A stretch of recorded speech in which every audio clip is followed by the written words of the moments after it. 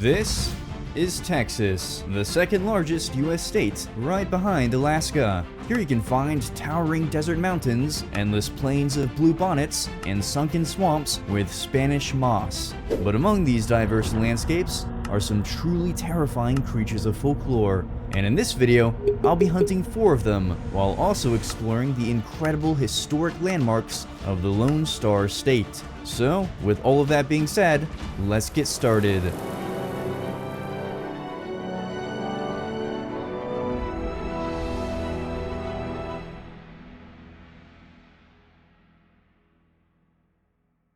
I'll be starting here, in the dry deserts of western Texas, where a friend of mine is waiting in a nearby museum.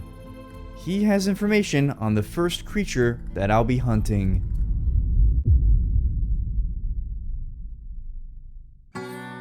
Alright. This is a pretty dry and desolate location to spawn into. The first thing I tried to do was get some food. But yeah, this mule deer was way too fast, so I decided to just get some wood instead. Only, there wasn't much wood on these trees. They mostly just had thin branches. Anyways, I then dug into the ground and collected stone, which I used to craft stone tools. However, that's when I spotted a strange animal. What are you? What even are you? What is that? Hello? Can I say hi? I went up to this critter to say hi. And then I tried to see if I could eat it. Now I'm left feeling bad, and for what? And there's a rattlesnake. Okay. Great. Love that. With that, I went to try and hunt a deer again. Here we go. Come here. Come here. Just stay still. You just keep running. I know it's for survival. I know you're trying to survive, but I am too. Then I saw some rabbits and decided to try and hunt them.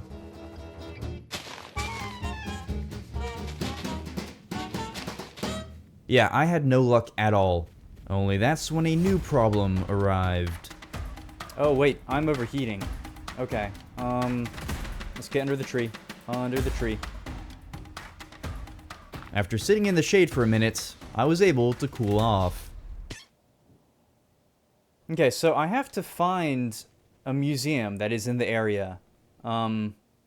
Unfortunately, I can't really go out right now because it's way too hot outside. But I am going to scan the horizon for anything museum-like. Oh. Is that a structure? I can't really tell. That looks like a structure. I tried to make a run for this distant building, but I soon decided that was a bad idea. So I went to turn around, and then this happened. Oh! Duh!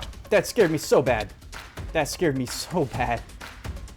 That's not okay. That was definitely a rattlesnake. As I rushed under this tree for more shade, I realized that I was gonna have to wait for nightfall before I started heading towards the building, as that would be the only way to escape the heat.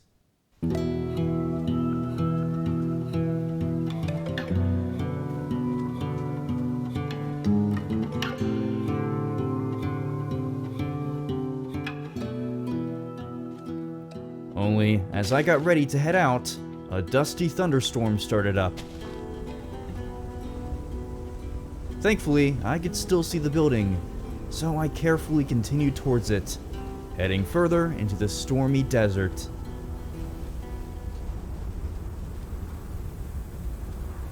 However, as I continued deeper into the desert, I realized that I was now becoming cold. So I decided to just burrow for the night and play it safe. This also gave me an opportunity to do some mining.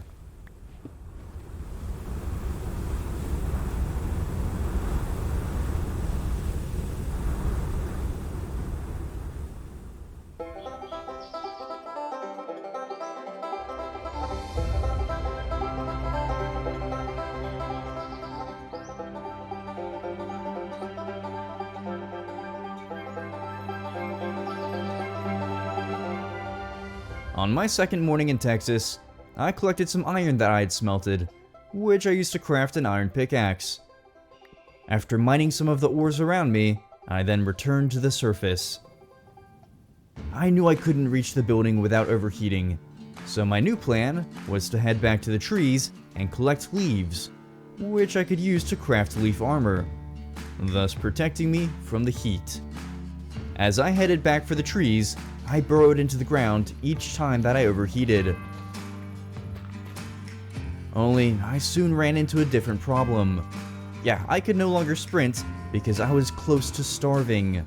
So I had no choice but to slowly make my way through the hot desert towards the trees.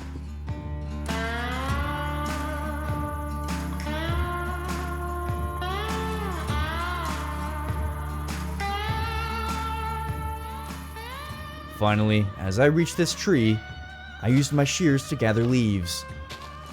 From here, I crafted leaf armor. Now that I was protected from the heat, I headed out to do some hunting. Alright, just... You don't see me. You have no idea that I'm here. I'm so quiet. I am so sneaky. Oh? Oh, come on, come on. Okay, that's fine. You have no idea. I am so sneaky. No. So sneaky. How did you not see me the first time? I am the sneakiest of all the sneaky people. Maybe if I do baby steps. Baby steps. Baby steps? Oh, come on. The axe is friendly. It's a friendship axe. Meant to signify our friendship. You love axes. You told me that you wanted an axe for Christmas. Here is your axe. Just get back here. Just get back here. Just get back here. Come here. This is it. Okay, you want bird? Oh, actually, that worked. Okay. All right. I cooked the bird meat as the sun began to set.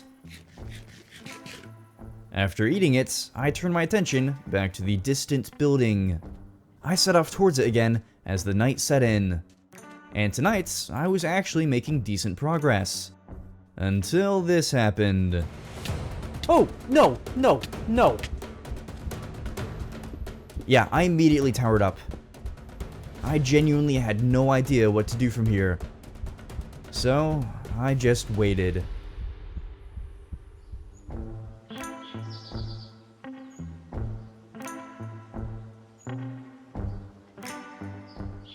As the sun rose on day 3, I figured that the only thing I could do now was gather blocks. So I carefully dropped back down and made a mine. I collected a lot of cobblestone, but after a bit more mining, I found something very important. Ooh, that's huge. Water source. I immediately went to smelt my sand into glass, which I used to craft water bottles. I then headed back to the water source and drank as much water as I could. Now I just needed food in order to heal up. So I returned to the surface and looked around. Luckily for me, I spotted a bird. So I killed it and cooked it. But yeah, this was definitely not enough food. So I simply continued bridging towards the building, even as the sun set. That night, I was able to kill and cook another bird. And the next morning, I did the same thing. Now I had finally eaten enough food to heal with. Okay, that's huge. That is huge. Because in just a minute here, we are going to make a run for it. There is simply nothing else to do. We have to do that. With that, I got myself ready and began to run for the building. If I step on a snake, the universe hates me. Ooh, is that a coyote? That looked coyote-ish. Ooh! Oh my gosh! Oh my gosh, that was... I need a second after that. That was not okay. That was not okay. That was not okay. Oh my gosh. Oh my gosh. Texas hates me. Oh my gosh. Okay. Alright. Oh, that was awful. That was so bad. That was so bad. You stupid building, just get closer. Just get closer.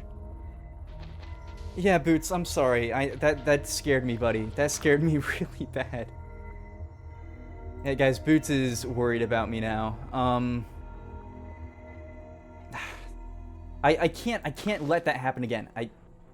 Let me check my surroundings. To be fair, it did drop some food. But this is the type I have to cook twice, and I don't have enough fuel for that. Are there any coyotes hiding in the bushes? It doesn't look like it, but apparently I wouldn't know, would I? No, we're playing it safe. We're gonna play it safe. Needless to say, I went back to my bridging method.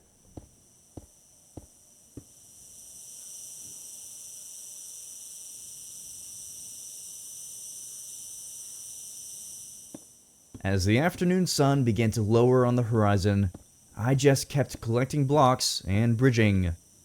However, I soon saw some rabbits ahead. Okay, there's a rabbit right there.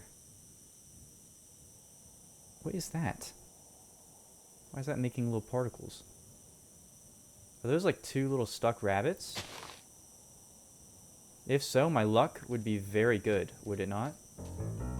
Oh, now they learn how to jump. Now you learn how to jump, huh? Get back here. Get. Come here. Oh, you're so dead. You're so dead. So dead. Come here. Yeah, you. You're impossible to hit.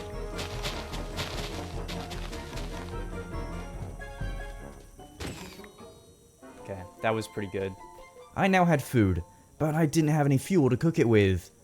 And as night approached, I saw more trouble ahead. Oh, and there's a whole pack of coyotes. Oh, okay. Alright. This is their meeting point or something. I don't even know. So I just burrowed and continued mining.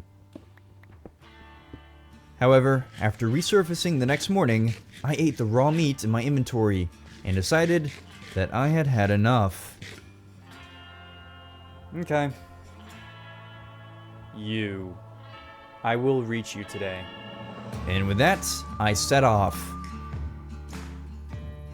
I don't want any snakes, any coyotes, or anything to come within 10 feet of me. Oh, I see movement. I see movement. Am I seeing things? Am I going crazy? As I charged through the desert, I got closer and closer to the building. And then, I finally reached a road. After killing 2 more birds, I continued towards the building and saw this massive crater ahead. Okay, this looks...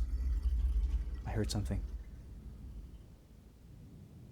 Okay, anyways, this looks museum-like, right? This looks museum-like. Are there any animals here that are going to try and kill me? Meteor Crater Museum. Fantastic. Fantastic. Oh, that is so good to see. That makes me so happy. So happy. Okay. Oh, and we have the point of interest. Alright. What do you have for me? Okay. The Odessa Meteor Crater. Let's read up on this. Odessa Meteor Crater. This shallow impact crater was formed around 63,000 years ago, when an iron meteorite struck the West Texas plains. Although it was once nearly 100 feet deep, erosion has smoothened it out, leaving behind a softer scar from a cosmic collision. It was now time for me to finally head inside this museum.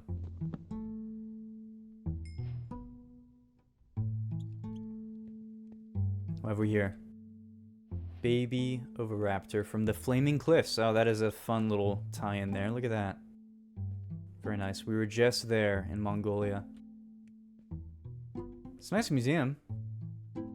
I just think that it was a very bad meetup spot because I was dropped in the desert. Alright. Let's have some water too. Alright, now the question is, where is my friend? He said that he was gonna be here. Oh, that's kinda cool. Oh, is he back here? Hey there, friend. It's been a while since I saw you in the Mongolia. Yes, it has. I sure hope you found what you were looking for. Although, I haven't seen anything in the news. Anyways, let me introduce myself. I'm Andy. Thanks for making the trip out here. I thought this museum would be a good place to catch up. Because you, my friend, have a long journey ahead of you. Okay. Among the dusty plains, desert roads, and sunken swamps of this state are some truly nasty creatures. Some believe them to be merely folklore, but the 4 creatures I'm sending you after are very real. I've seen all except one with my own eyes. So, traveler, I'm going to start you off on an unnerving one that's been terrorizing the nearby town of Fort Davis. They call her Lechuza. Along the border of Mexico and Texas, there lives a dark entity that calls out in the night, luring travelers to her sharp talons. It's said that Lechuza was a woman who lived alone, and after being wronged in some way, she sold her soul to the devil. This corrupted her, turning her into a twisted giant, owl-like creature that seeks revenge on the living. You'll know she's near when you hear her cries and see her glowing demonic eyes. As I said, she's been spotted at Fort Davis recently. To get there, head southwest. It's just across the Pecos River. And oh, before I forget, as you hunt these creatures, you might come across my sister Anna. I normally let her join these hunts because she insists. So just humor her if you come across her. All right, traveler. I'll see you on the other side. Okay, he said I have a long journey ahead of me. I mean, I don't really know if he knows what I've been through already. And it's dark out now. No bed either. That's fun, right? Haven't been able to sleep, like, at all. I feel like that would be more dangerous than anything else. I now had my first creature assigned, but I was also exhausted from the last couple of days. So, even though I don't have a bed, I decided to just stay at the museum tonight.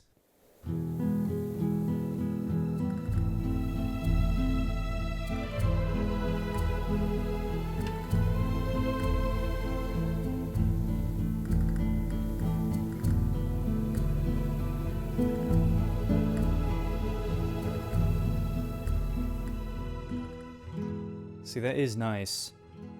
Almost makes me forget about the horror of the last couple of days. Alright. Let's go get this owl lady. It was now time for me to head south for Fort Davis. Now, I'm up here at the Odessa meteor crater, and Fort Davis is just down here, along the Davis Mountains. And that's where I'll find Lechuza.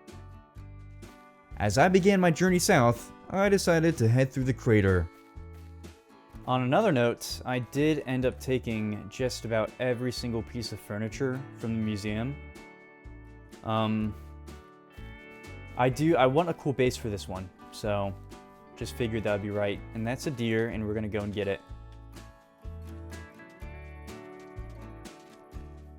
Okay, it's not worth it, not worth it. After leaving the crater, I just headed south for the rest of the day and night. Now, Texas is the #1 producer of crude oil in the nation. So when I saw these oil wells the next morning, I wasn't too surprised. I was surprised to see that they were being guarded by coyotes apparently. So yeah, I just continued south.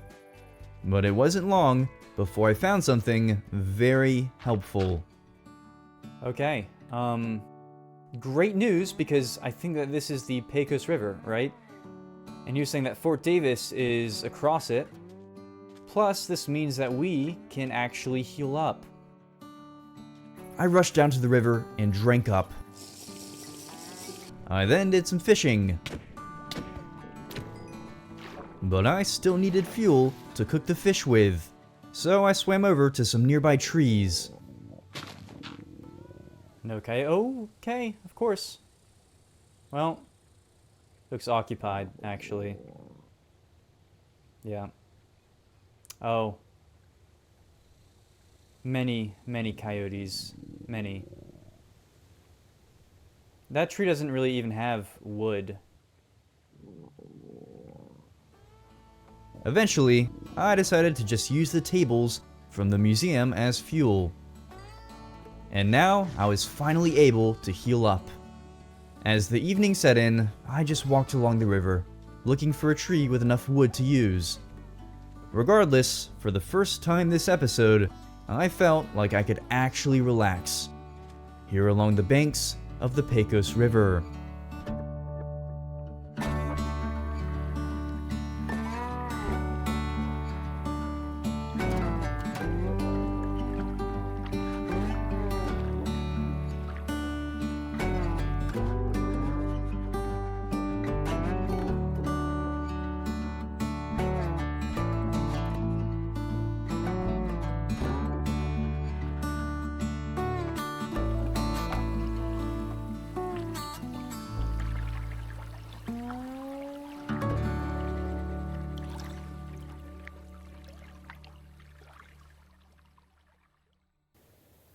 That night, as I walked further along the river, I saw a light in the distance.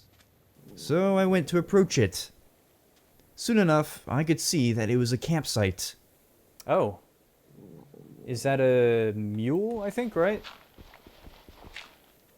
What over here? Oh, this guy's sleeping. Okay.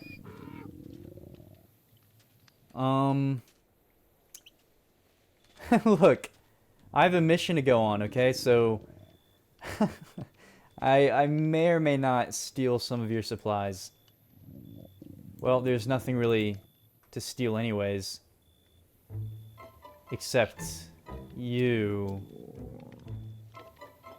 And, hang on a minute. I can use a campfire. That's what I'm gonna do. I went out and caught some catfish, before cooking them by the fire.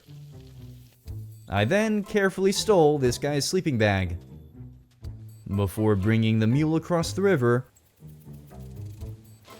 and finally heading to sleep.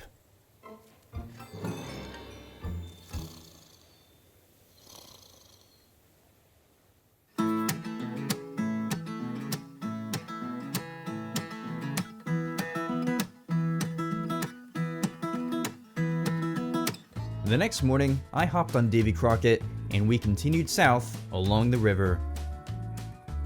Oh, okay. Okay, lots of coyotes. That's okay, he can't catch us, right?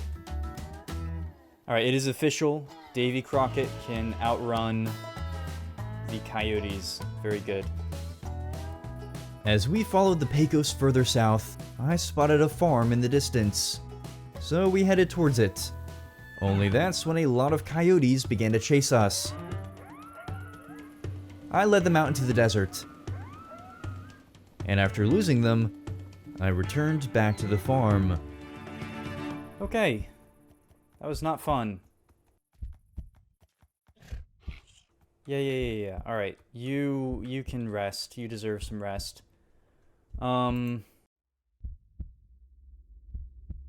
Yeah, I don't know, just sit tight here, okay?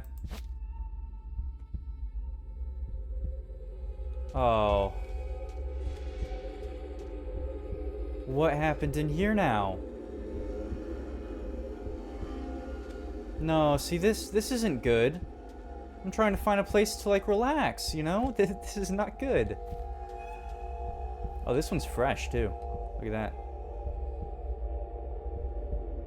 The blood leads out there. Huh. I was thoroughly creeped out, so I blocked off the nearby entrance and cooked my venison.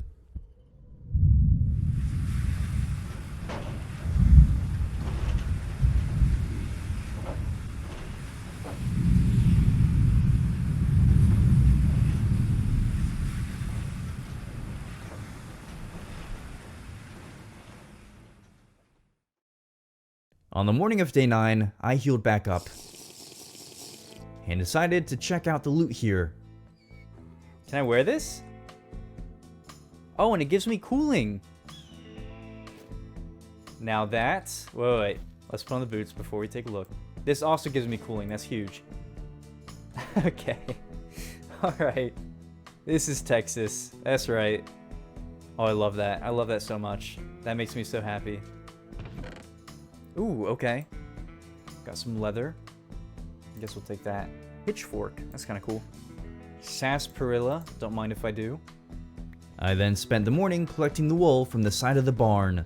This will definitely be useful for the base that I want to make later. Anyways, Davey and I continued heading further south for Fort Davis for the rest of the day.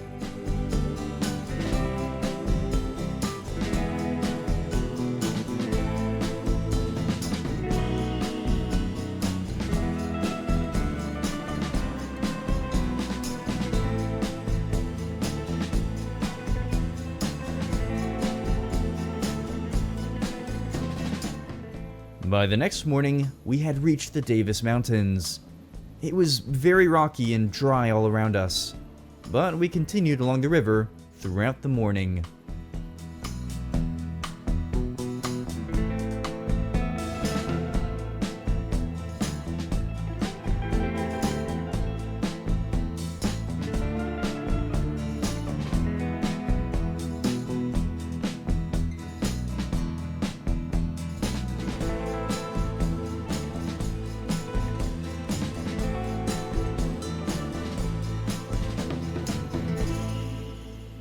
By the early afternoon, I spotted something on a nearby mountaintop.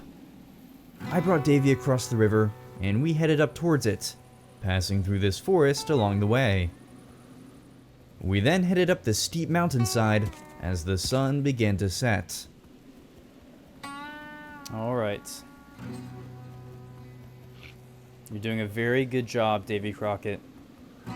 Very good job. There it is. Okay.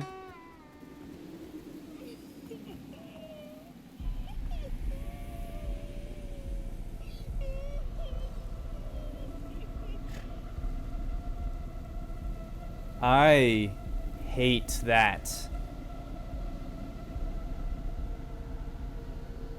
That's not like a normal noise. No, because that's not an animal. That's when I saw her. Ooh, okay, ooh, okay. Hey there. Ooh, okay. Go,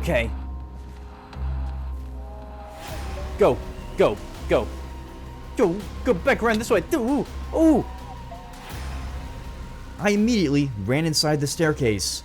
I could hear her flying all around me outside. But I was more concerned about Davy. So I quickly ran out and broke the walls that he was stuck on. Then I brought him inside. Suddenly, it was quiet.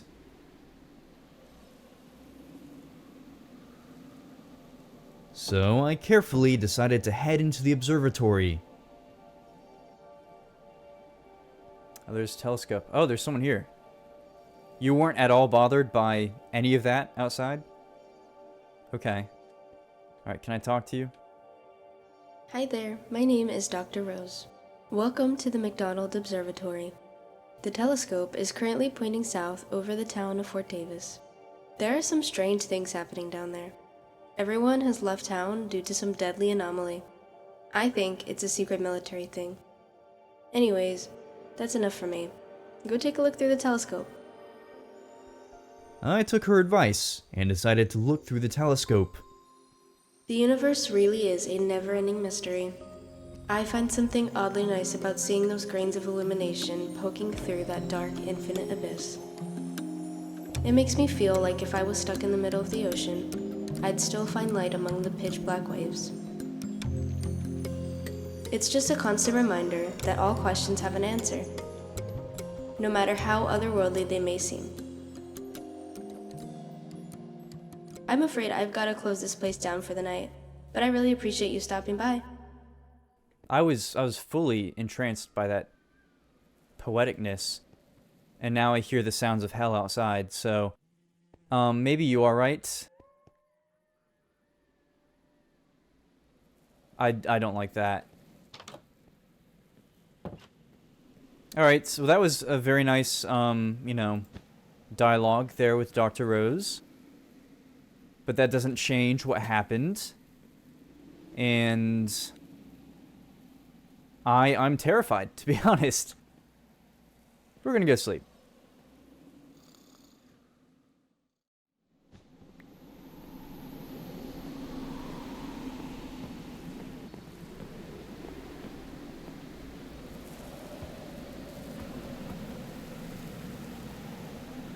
On the morning of day 11, I gathered Davy, and we headed back down the mountain towards Fort Davis. Whoa, whoa, whoa, whoa, whoa. What's that? Are those mountain lions? Yeah, those are definitely mountain lions. Alright, let's go in this direction. The two of us continued back across the river and into the mountains. And finally, the next morning, I found myself overlooking a town. As we rode down towards it, we had to carefully navigate a very steep cliffside. It wasn't long before we arrived at some houses, so I headed inside them and took some furniture. We then rode into town, and I immediately noticed just how empty it was.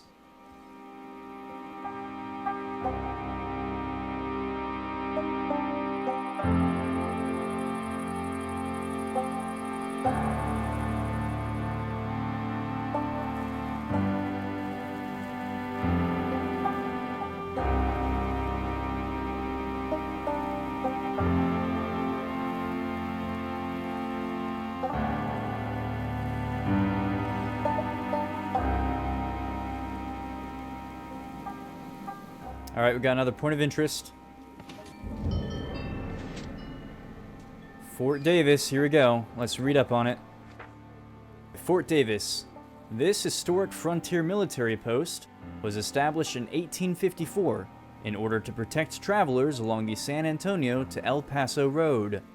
Tucked away in the Davis Mountains, it now stands as one of the best preserved frontier forts in the Southwest. Before exploring the town, I decided to let Davy rest. I'm gonna go exploring, okay? Don't go anywhere, Davy. Alright? You want some toys? Here. You can have lamp. You love lamp.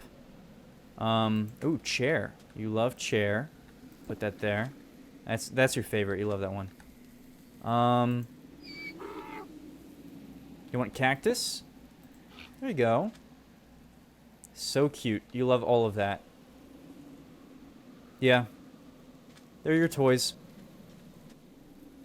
I then headed along the abandoned storefronts. As I entered this first one, I saw a rather gruesome sight. Oh. Something clearly happened here. Oh, that is a crime scene down below. And there are feathers here. Okay. I do really like these, so I am going to take these. I'm not tampering with a crime scene. I continued down this main street, before seeing a building that was still occupied. What's going on in here? Hello? Can I talk to you? Hey. Yeah, what are you still doing here? This is my restaurant. I won't leave it. I can't leave it. That's all well and fine, but have you seen the creature? No, but I hear her every night. I hide in the kitchen until she's gone. Okay. Yeah, does she have any weaknesses? I have no idea. But do yourself a favor and leave fast. There's a beautiful national park just south of here. Yep, fair enough. Thank you. Oh, there is one thing. I had a customer come in right before everyone evacuated. He said something about there being old records of this creature in the basement of the courthouse.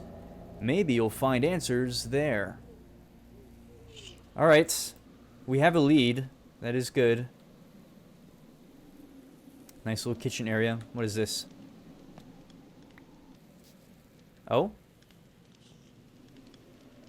Can I place it back? No, I am throwing... Okay. I'm just, I'll leave that with you. Even though I now had a lead, the sun had begun to set, so I set up camp for the night.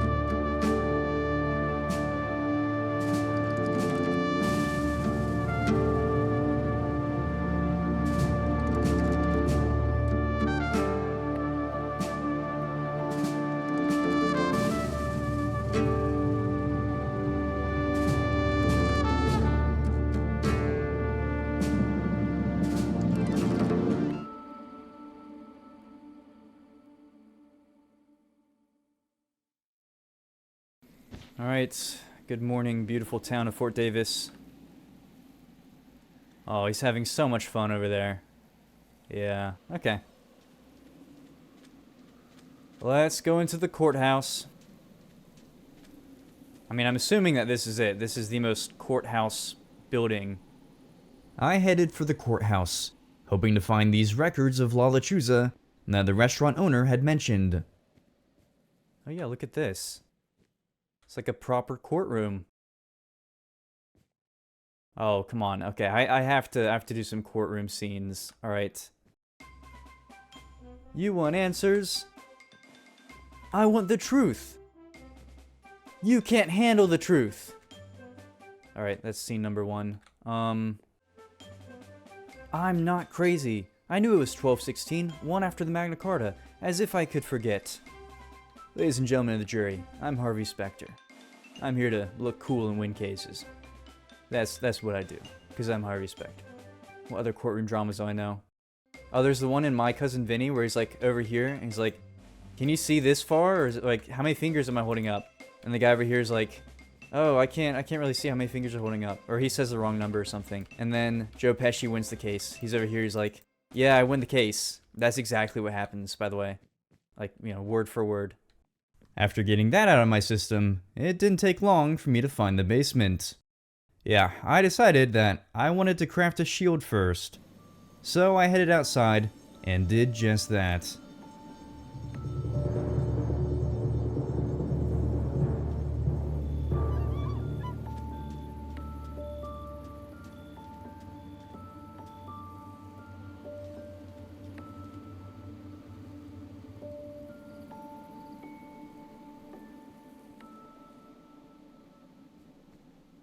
I then headed back inside and down into the basement. Let's do it. It's so quiet down here. Alright, for visibility purposes, I'm going to put this right here in case I need it. Yeah, that works. Actually, let's reorganize. We have to be ready.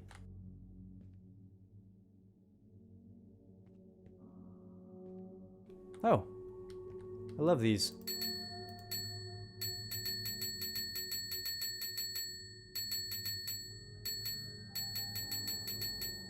Anyways.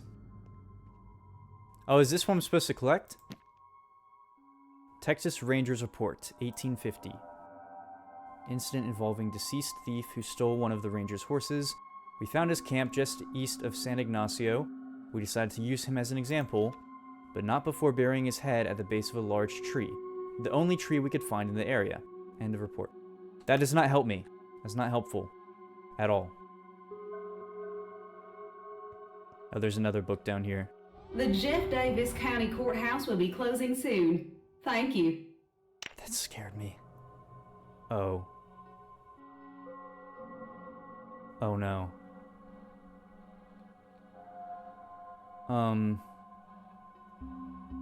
Okay. I'm gonna put that right there. Please be the book. Please be the book. A frame-by-frame analysis of James Cameron's Avatar? No. Why is this? No. No, just you go back. Oh no. I really don't like this. Is that? Yeah, there's a book right there. Okay. That's gotta be it.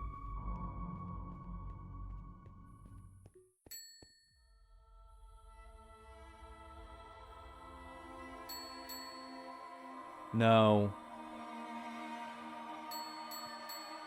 No. I'm gonna lose it. That is not okay. Okay, we're taking the book. Thankfully, this last book was the one that I needed, and now I knew that I had to get out of here fast. Okay. Oh, this is genuinely terrifying. Ooh! No. Oh, she could fly over. She could totally fly over.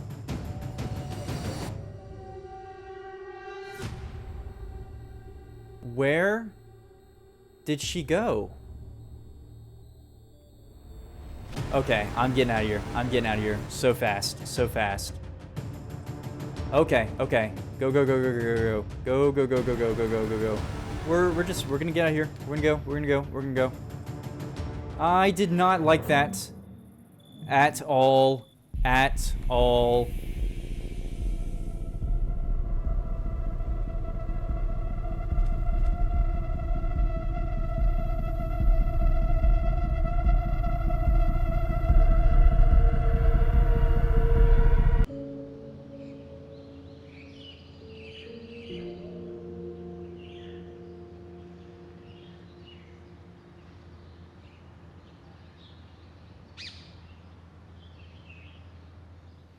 Alright, Davey, let's read up on the owl woman.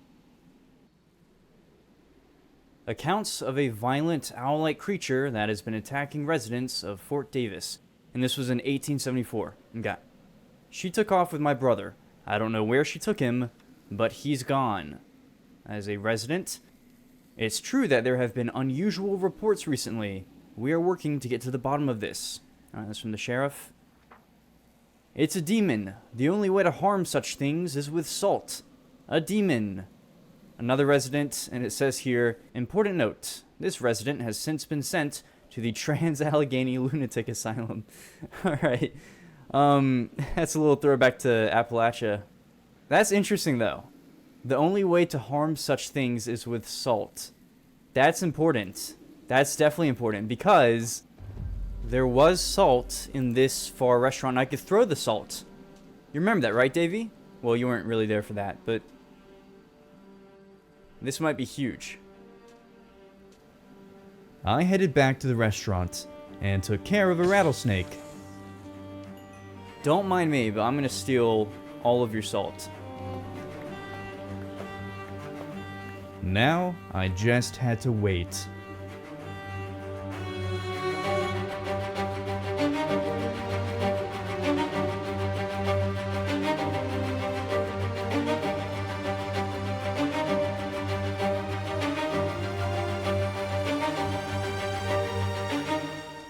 As the night set in, I went out to find Lechuza. I walked along the storefronts, but had no luck at all. Until I suddenly heard her. Ooh!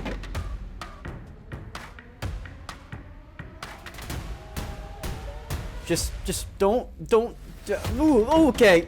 After that last hit, I ran for my life. I quickly went into the kitchen, only I didn't have any water to heal with. She was waiting right outside the window. So I decided to test the salt theory. I carefully snuck my way towards her and sealed off the door, before then breaking through the window and throwing the salt. This definitely seemed to work. Only, as I went to do it again, she was gone. As I woke up the next morning, I realized that my sleeping bag actually heals me, which is very helpful. Anyways, I knew I needed to get water. So I hopped on Davy and we headed north, back towards the river just beyond the mountains. It took a while to reach it, but after refilling my water, we then headed right back, making it back to Fort Davis as the sun set, and I was ready to defeat this thing. I climbed onto the rooftops and waited. Soon enough, I saw her, only she was too far away. So I headed over to her and built up into the tree beneath her. That's when she noticed me. I kept trying to throw the salt at her, but I was unsuccessful. And then I got really low on health again. So I made a run for it. And slept.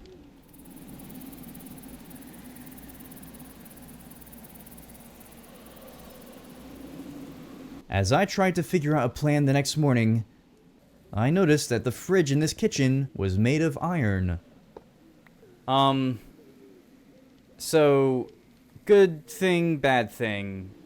Bad thing, I take your fridge. Good thing is you get... what do I even want to give you? Oh, you love lapis lazuli. I'll give you half. I crafted some iron armor and came up with a proper plan. Okay. I'm gonna go with the window idea. That seemed to trap her the most. She couldn't really get in here, right? So all I have to do is I have to stand out here, be like, oh, Lechuza, I'm over here. And then she flies down. She comes over here. She tries to get in through the window. This will be blocked off. Hit her with the salt. Boom. Bam. Dead. What do you think? He is fully on board. He loves that idea. Awesome. All right. Let's go and get Davy, because he needs to see this. From here, I brought Davy into the restaurant. And for one last time, we waited.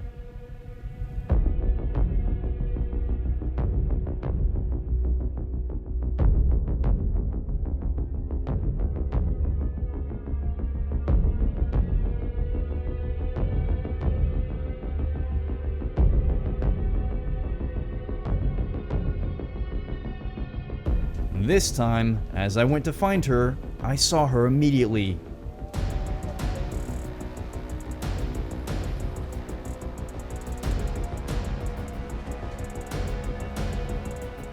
I kept dodging her attacks, but I knew I needed to lead her towards the front of the restaurant.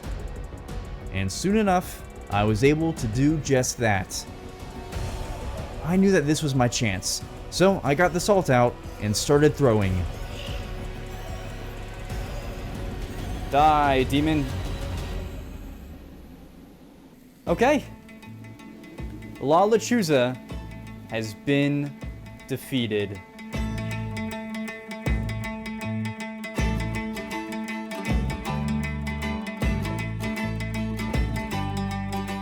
With the first creature of folklore defeated, Davy and I rode our way south towards the national park that the restaurant owner had mentioned. As we headed further through the dry, grassy plains, I watched as Fort Davis slowly disappeared. Over the next few days, we made our way through this canyon. We were now heading southeast from Fort Davis, towards the Rio Grande. But sometime during our travels, I found this cave hidden along the canyon. Inside there was some cave art, and also a good bit of iron. See, Western Texas was home to many Native American groups, most notably the Apache, Comanche, and Jumanos. But we'll talk more about this state's indigenous history later on, because on the afternoon of day 23, I saw some large mountains just beyond this river. As I approached them, I also spotted a small blue structure. So I rode my way towards it, and was soon introduced to this national park.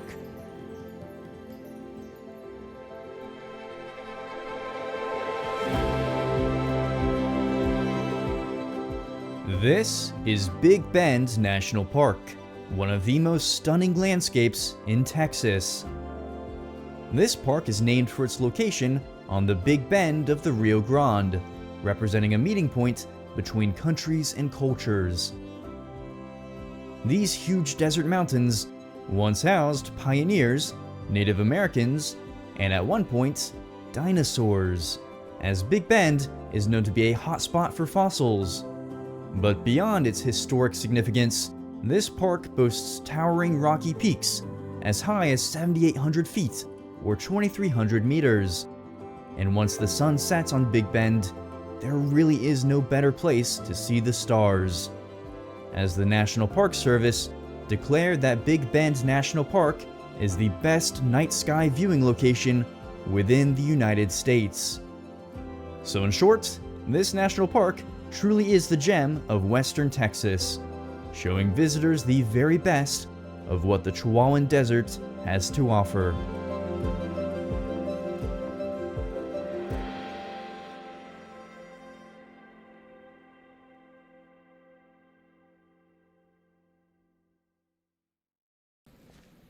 On the morning of day 24, I headed up to this blue tent.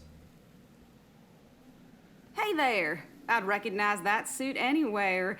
You're the one who found all of those creatures in Appalachia. I'm Anna. I know you've met my brother Andy already. He's the one who has a real deep voice and talks like this, all serious. Aha. Anyways, I like to see what kind of folklore he's always chasing and studying up on. Normally I'm halfway across the world, because I'm a marine biologist. But when he said you'd be helping him out, I knew I had to fly over. Oh, very nice of you. Now, Andy did tell me that he was heading to a historic site just south of San Antonio. So maybe go and meet him up there. Oh, and be sure to see the Devil's Sinkhole on the way. Just head northeast across the river to reach it. Then head southeast from the sinkhole to reach San Antonio. Good luck out there, and happy hunting. All right. Thank you very much. It's nice to meet you, Anna. I headed back to Davie, but before setting off for San Antonio, I wanted to get started on my base. So I rode around collecting wood, before then constructing the cabin. See, I want to make a flying saloon for this episode, and I plan to house it all inside a blimp. But that means I'll need a lot of balloons, so I got to work on crafting them. I also crafted myself a leather canteen. The next day, I built a lot more of the cabin structure. The plan is for the cabin to act as my home, while the actual balloon above is the saloon. So with that in mind, I started smelting glass the next morning. Only I had something called dense sand, which apparently smelts into reinforced glass. Yeah, I'm not complaining. Anyways, I finally started adding balloons that evening. And the next day, I crafted the helm. And placed more balloons. Before trying it all out. All right. Moment of truth. Oh, yeah. That's not bad. That is not bad. Oh, wait. How do I go down again? I think it's V. Yes, very nice. Obviously, we need to add a lot more to the top. But for right now, this will do nicely. The next morning, I added this enclosed porch for Davie. And then we set off.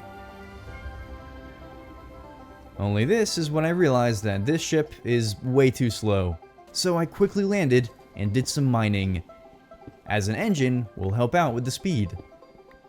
Finally, after some stone smelting that evening, I crafted the engine the next morning and filled it before setting off. We now headed northeast towards San Antonio, and the landscape below us was truly incredible.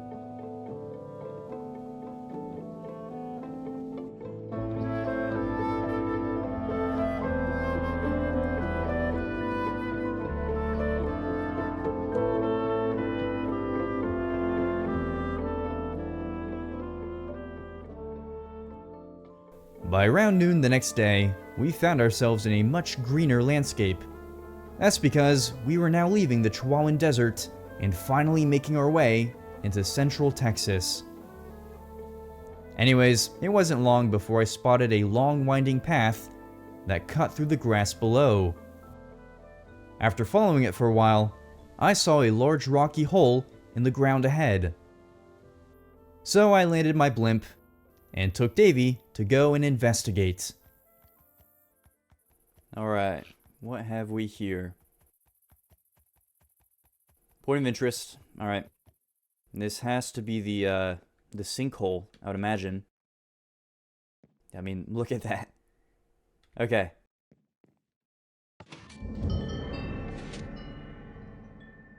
Alright, let's read up on it. The Devil's Sinkhole. This huge vertical cavern drops over 350 feet into the Edwards Plateau, formed by the slow collapse of underground limestone. It's home to one of Texas's largest colonies of Mexican free-tailed bats, which spiral out of the sinkhole in huge swarms at dusk. Alright, I want to see that, so we'll sit here for a minute. While I waited for dusk, I did some hunting. And before I knew it, the sun was setting, and it was time to see the bats.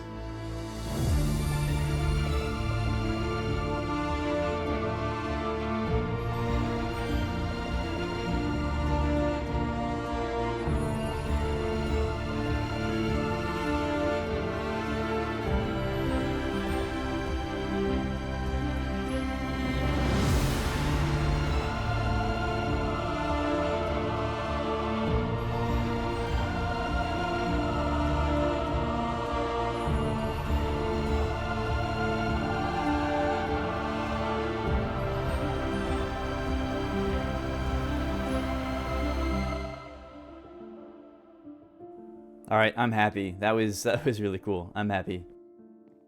I'm very glad that we stayed to watch that. How about you?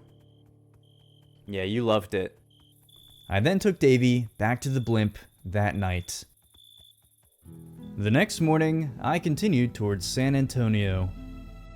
We were now heading further into central Texas, but we still needed to head a bit south, as San Antonio is right here. Anyways, that afternoon, I saw a building, so I lowered down and landed near it. It looked like some sort of cow barn, and there wasn't really much here. But I stayed the night.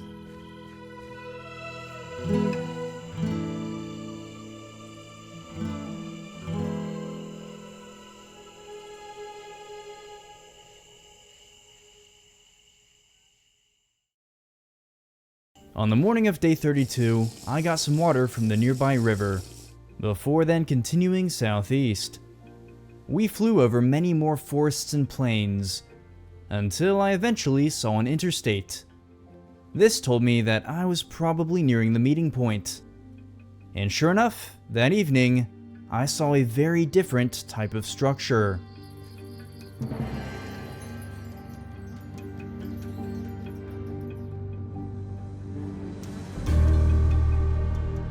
This is Mission Espada, one of the first Spanish missions in Texas.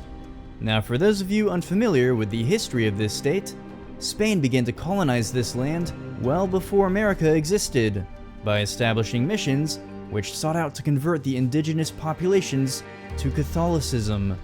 Not long after Mexico gained independence, in the year 1821, the Texas Revolution began, as Texas was a part of Mexico at the time, and they were not happy with the fact that the Mexican Constitution was being repealed by the new president of Mexico, Santa Anna. This, among other issues, led to multiple battles being fought between Texas and Mexico, with the most famous battle occurring at one of the missions, the Alamo. This was seen as a last stand for Texan independence, but 13 days after the siege began, the Mexican army had overwhelmed the opposition, and every last defender had died, including legendary frontiersman Davy Crockett. Shortly after, Santa Anna left the Alamo and went to find the Provisional Government of Texas that had been meeting at a site called Washington on the Brazos. However, about a month later, Sam Houston led the Texan army and defeated Santa Anna's army, crying out, "Remember the Alamo." Not long after, the Republic of Texas was born, and these missions serve as a reminder of this state's unique history that countless lives have been lost for.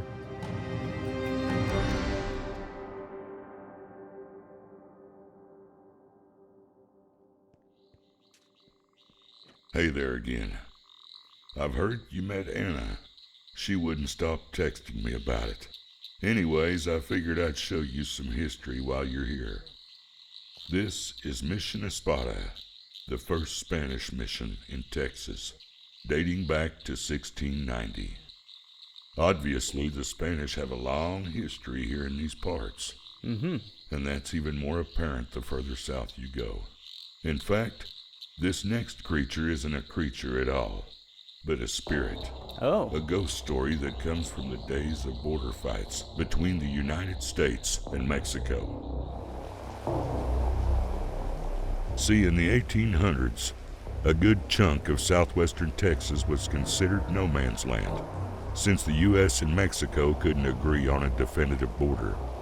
This made it a perfect place for outlaws to roam free in. That is, until the Texas Rangers rode into town. These men were ruthless and highly skilled with a gun, leading to many casualties along the frontier. One such casualty was that of a man named Vital, a cattle thief that soon gave himself a highly wanted reputation. Only one day, Vital stole horses that belonged to the Texas Rangers. That was a fatal mistake. When the Rangers found the bandit, they decided to make an example of him.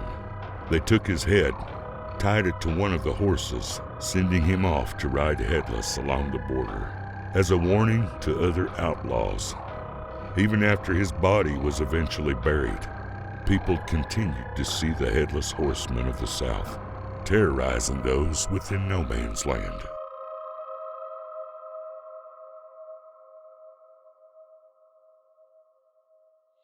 So you got this one.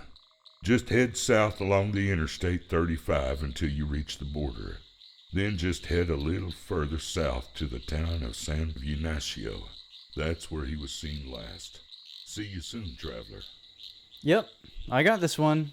Yeah, you just walk away now. Yep, just enjoying the nighttime scenery, I see. Okay, I don't know how I feel about that. I've never really, I guess I've hunted spirits before, like the pocong in Indonesia. But I don't know. This one seems a little bit different. It is very pretty here. Very, very pretty. Well, I guess there wanders a headless horseman along the border, waiting for me to vanquish it.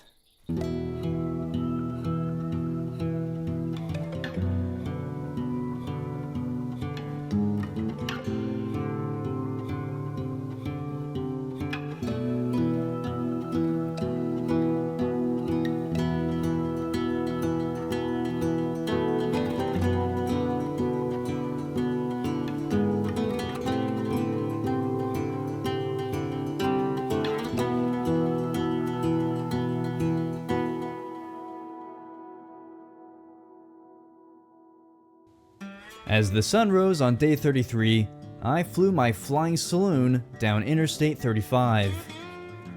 We just followed along it all day, as we began to slowly make our way into no man's land. We continued down I-35 the next morning. Yeah, this is a solid stretch of interstate. In fact, I-35 goes from the very south of Texas all the way up to the top of Minnesota, which is a huge distance. Anyways, I ended up leaving the interstate that evening as I spotted some buildings in the distance. I could only hope that this was San Ignacio. As the night set in, I landed my blimp in this field. The next morning, Davey and I headed towards the town. It was still a good bit away, and I had to lead Davey across this creek. But eventually, we reached a paved road. And sure enough, I soon saw a point of interest.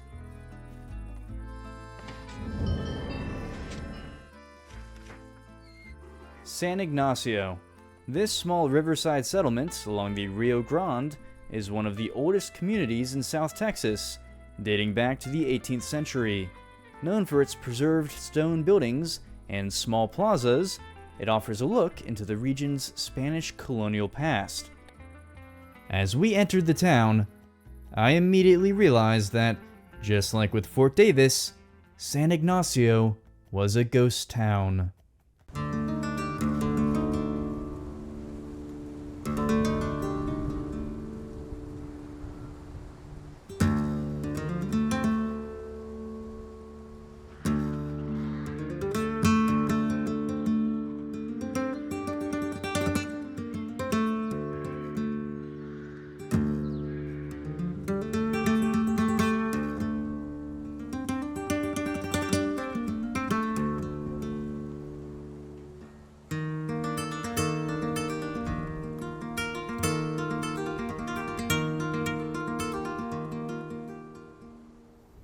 Alright, Davey, just like with the last town, I'm going to let you have a little break here, okay? I don't have any toys for you, other than your favorite trapdoor. And that's really, unless you want sticks? You want sticks? Yay, it's your favorite sticks. I went to look around, and soon entered this house that had some pretty decent decorations.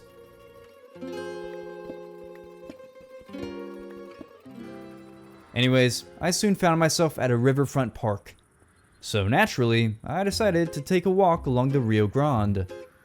However, it wasn't long before the sun began to set.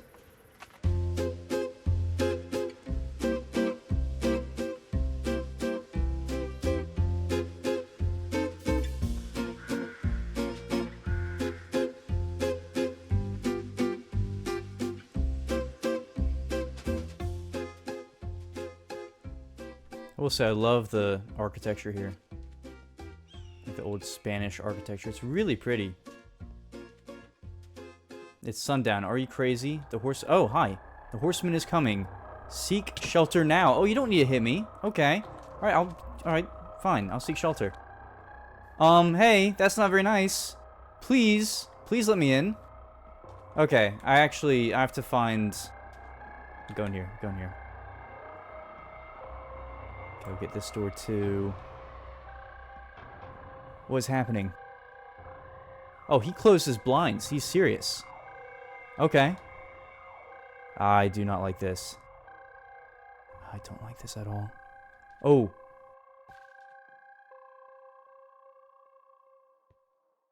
Oh. That is so creepy. I went to follow the ghostly apparition.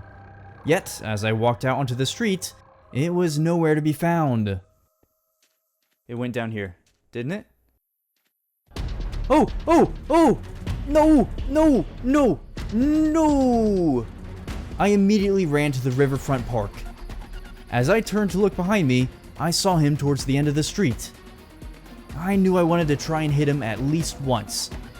So I carefully approached him. No, it it got one hit on me! It got a really good hit on me! Oh, okay. As I ran through the alleyways of San Ignacio, I eventually found myself back on the main streets. And then I saw him once more. I immediately went to seek shelter, now starving and terrified.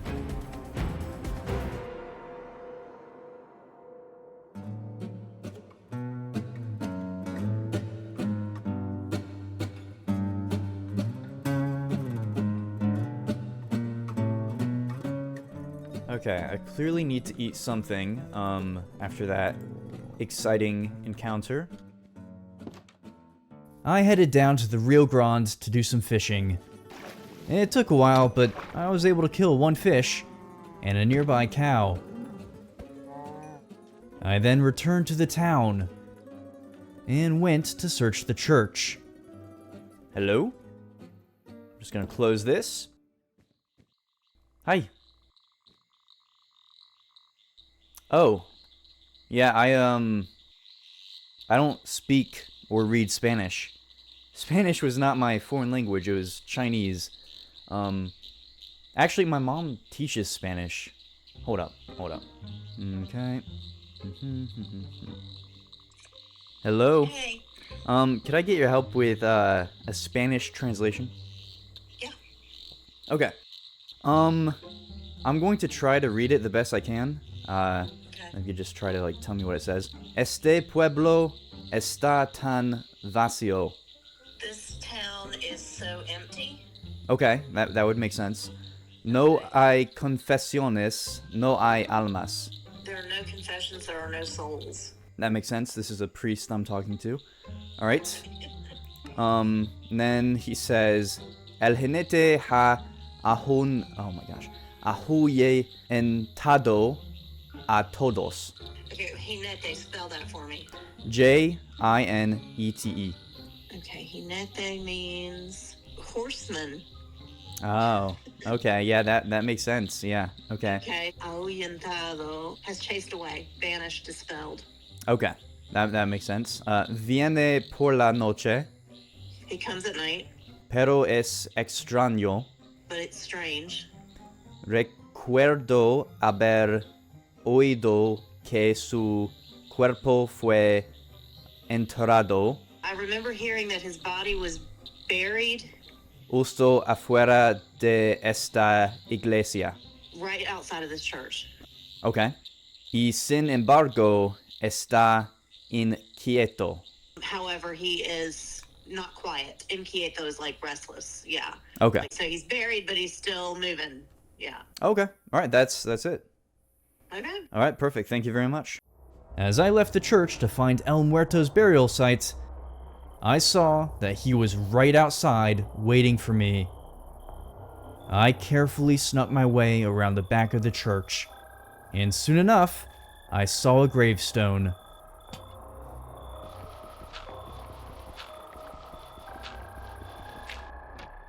Okay. Well, yeah, there is no body here in this coffin. That's when I started to figure it all out. So, let's think about this for a second. His body was buried there, but there is no body there. Yet his head is not with his body. So maybe if I return the head to him, he'll, like, be free or something. Wait a minute. I still have this book. Okay, wait. We need to get to a safe place to read this. I think this mentioned someone with the name that Andy mentioned. Texas Rangers report, October 1850. Incident involving deceased thief who stole one of the Rangers' horses. Yeah, this is literally about the exact same thing that he was talking about. Okay. Alright, let me read this in the morning then. Because I don't even want to read this with that guy out there. So we'll just do that. The next morning, I headed back to Davie, and I took a proper look at the book that I had found from the Fort Davis courthouse. Found his camp just east of San Ignacio. Alright, just east, that's important, but not before burying his head at the base of a large tree, the only tree we could find in the area. Interesting, okay. So just east only tree we could find in the area. Davy and I headed east, out of town. I began to search for this lone tree among the vast grassy plains of southern Texas. And yeah, this took most of the day. But finally, that afternoon, I spotted what had to be it. As we rode towards it, I decided to leave Davy behind, as I didn't want him in any danger. This is totally it. It's the only tree in the area. It's gotta be here. That was not Davy Crockett. What was that? As I looked out on the horizon, I saw El Muerto riding right towards me. I immediately dug down into the ground and hid. He is riding up fast. Oh. He is right up there, isn't he? Oh, he is right there. I spotted him literally just in time. Okay. Oh, he's above me. He's right above me. Okay. There he is. I don't know why I'm whispering, because like he can't really hear me. Maybe he can, I don't know. Is he gone? I'm gonna give it a second. Well, wait, either way, the head is buried here at the base of the tree, so let's take a look while we wait. Okay, so there's like lots of stuff here. Okay. What is this?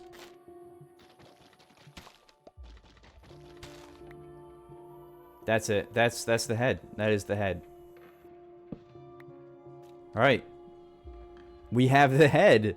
We have the head. Alright, do we just like present it to him? Say, hello, Mr. Muerto, this is your head. Would you like your head back? I have your head. I carefully resurfaced. And then returned to Davy. Okay, Davy. I think I've solved this one. I really hope that I have solved this one. Because, okay. Here's the thing. If I present him his head and he doesn't, like, you know, take the head, then he's just gonna kill me. Why are you just walking away? I'm trying to explain to you. You don't care. You just shook your head at me. Alright, you know what? Fine. Let's head back to town. With the head now secured, the two of us rode back into town.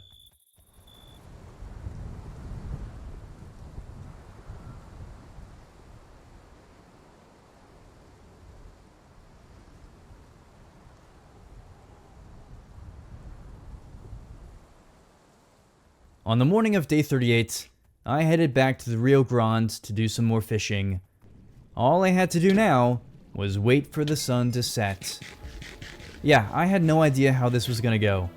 But that afternoon, Davy and I rode around the quiet streets of San Ignacio, just waiting.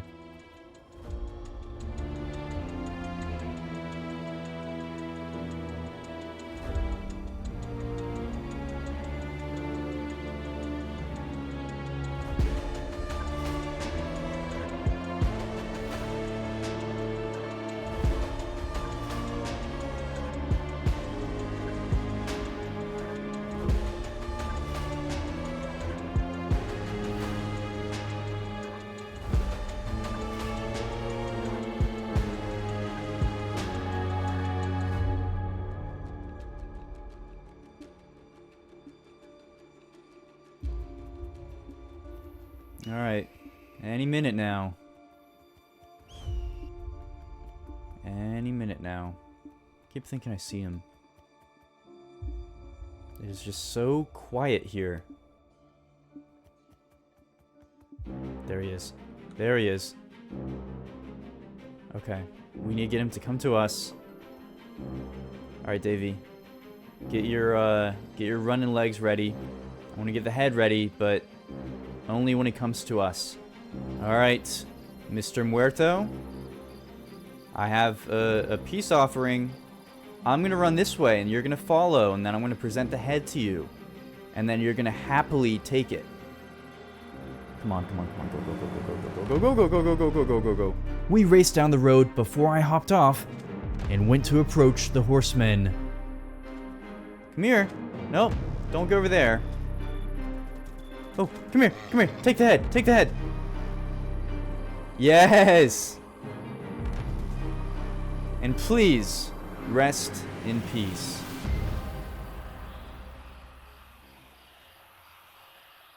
And he's gone. Just like that. He's gone.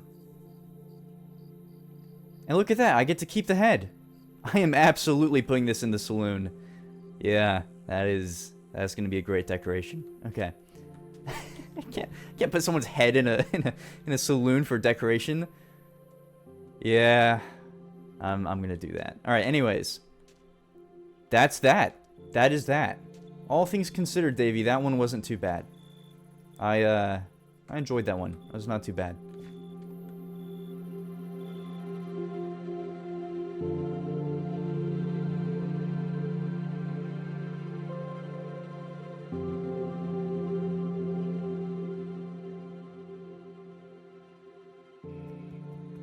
With El Muerto now defeated, Davey and I headed back for the flying saloon. I didn't know where to go next, so we just flew around the area, looking for buildings among the grassy plains.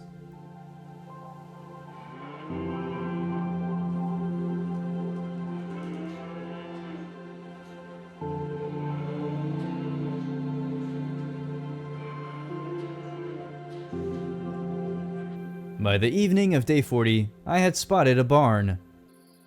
So I landed close to it, right as the night set in. The next morning, I went to see if this would lead me to my next quest. Oh, there's someone outside it. Hello. Can I talk to you? Hey there, would you mind helping me out? A whole bunch of cows got loose on my farmstead. Alright, sure. Great, I have a few tools that will help you out. I've got a compass that will point you to the nearest cow. Oh, and I have some cow bait as well. Cow bait? That's right, all of the loose cows are babies, so the cow bait is just a fake mommy cow that will lure them in. You'll have until the end of the day to get them back in their pens. Are you ready? Before I start, since I'm guessing this is the minigame, I'm gonna get my inventory sorted. Alright, let's do it. Oh. Oh, this is a top-down minigame. Okay, alright. Oh, there's my cow finder. Okay. So, I can lasso them. I got a cow. Oh, come here. That didn't quite work. Alright, I have 4 cows.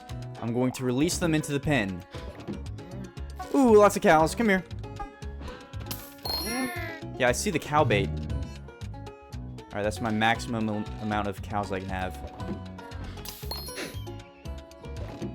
Oh, cross the water? No, get back here. Haha.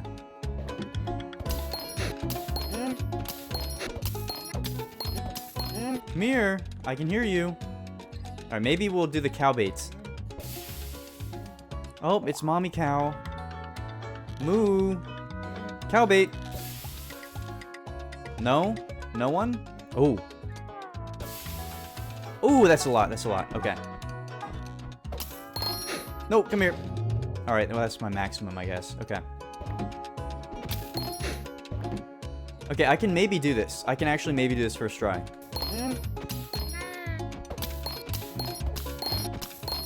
Cow time! Cow time is fun for everyone. I win cow time.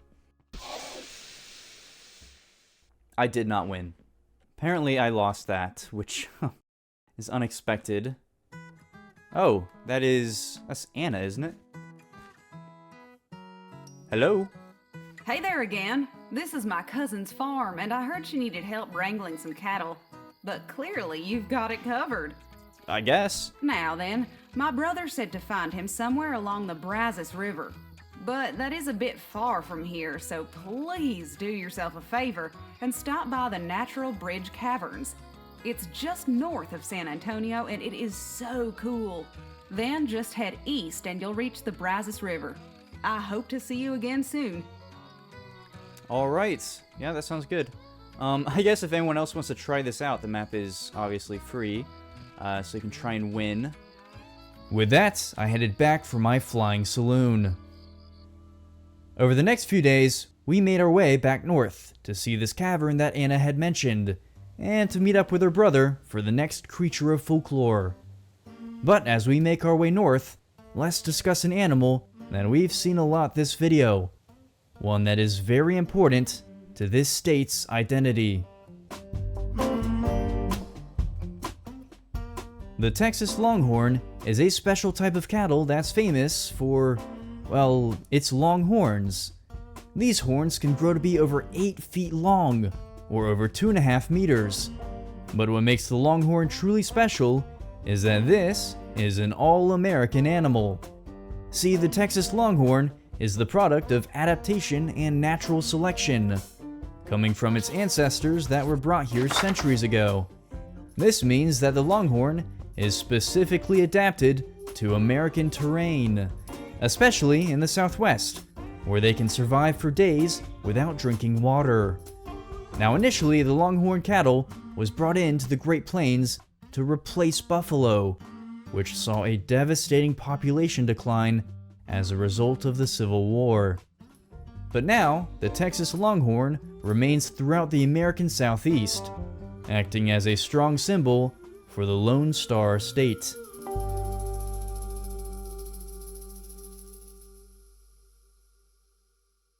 On the afternoon of day 46, I found myself looking down at some buildings and rock formations. So I landed nearby and went to explore it. This must be the cavern. Yep. Okay. Let's read up. These vast underground caverns were formed over thousands of years as water slowly carved through the layers of limestone. Named after the natural limestone bridge near the entrance, they're the largest known commercial caverns in Texas, filled with huge stalactites and stalagmites. I entered the caverns and took a look around. Okay. Well, yeah, let's explore.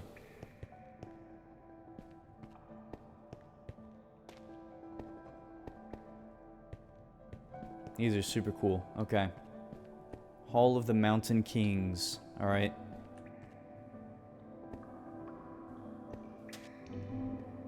One of these days I have to do like a cave base. That would be so cool.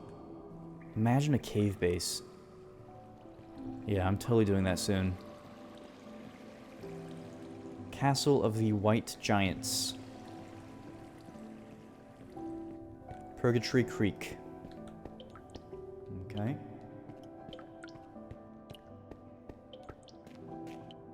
Fairy castles. Pluto's anteroom. Anteroom. Anteroom. Anteroom. Anteroom. Antarum. Anteroom. Well, it's Pluto's.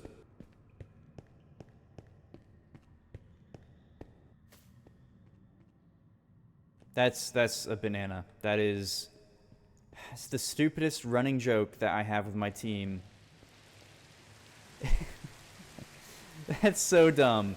If you all are not familiar, go watch my Congo video, because I explain it. Essentially, they just hide bananas everywhere. It's very dumb. It is very dumb. But now I have a lot of great yellow blocks. Yay. Love that. That's really nice, though. I like this a lot. Really nice. I then resurfaced that night. The next morning, I decided that it was time for some base work. So I placed a lot of balloons. Then I remembered that I could craft balloons with paper. So I started shaving the bark off of these logs. However, crafting balloons used a lot of paper, so there wasn't much I could do. That means it's time to focus on my interior. So the next day, I placed the saloon floor, before then adding these wooden beams. I then fixed up the bar area. And yeah, it was really coming together. However, on day 49, I decided that I wanted another engine. So I headed down into the caverns and did some mining. Lots of mining. Eventually, I did find some iron. And I also took some cavern decorations on the way out. After doing some hunting the next morning, I smelted a lot of stone. From here, I crafted a new engine, and finished the day with some more saloon work.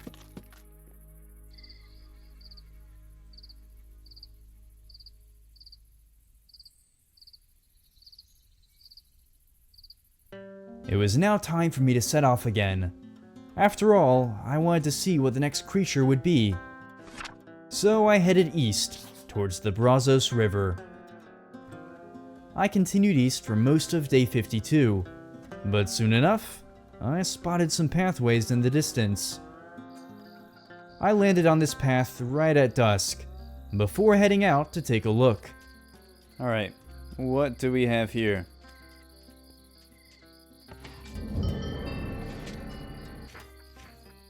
Washington on the Brazos. This historic settlement along the Brazos River is known as the birthplace of Texas, where the Texas Declaration of Independence was signed in 1836. Today it preserves the memory of that monumental moment that led to the creation of the Republic of Texas. Now, we did touch on this location when we discussed Mission Espada and the Alamo and everything, because this right here is where Texas, as it said, was created. I decided to stay in this small shed for the night.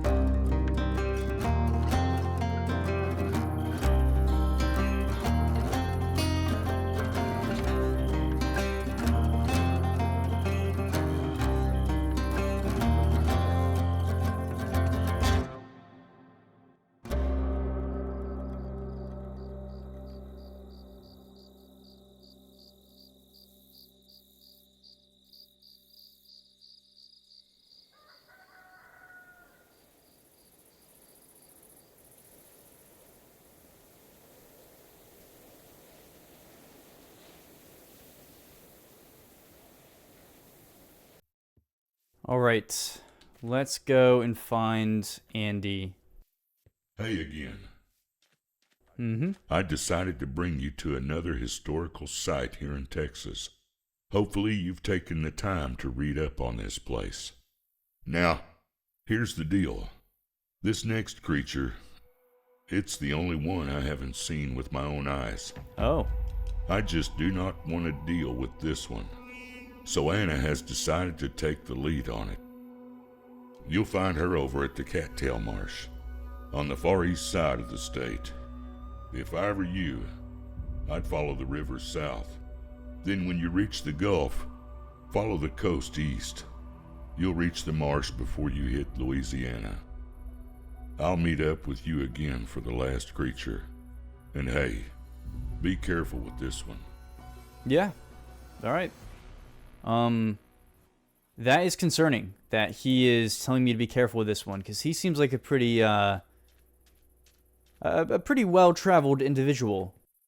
After all, he does look identical to Arthur Morgan. But that is concerning. I headed back to Davy and the saloon, before following the Brazos River towards the Gulf.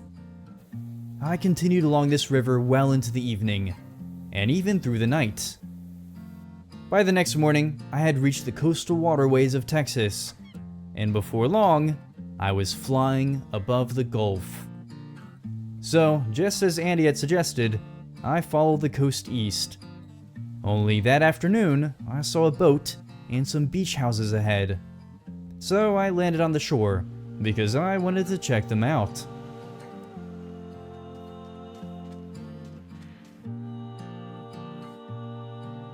What are you doing here? Why are you invisible? Alright, I'll take care of you in the morning. I'm too tired for that right now. I entered one of these houses and finally slept in a real bed.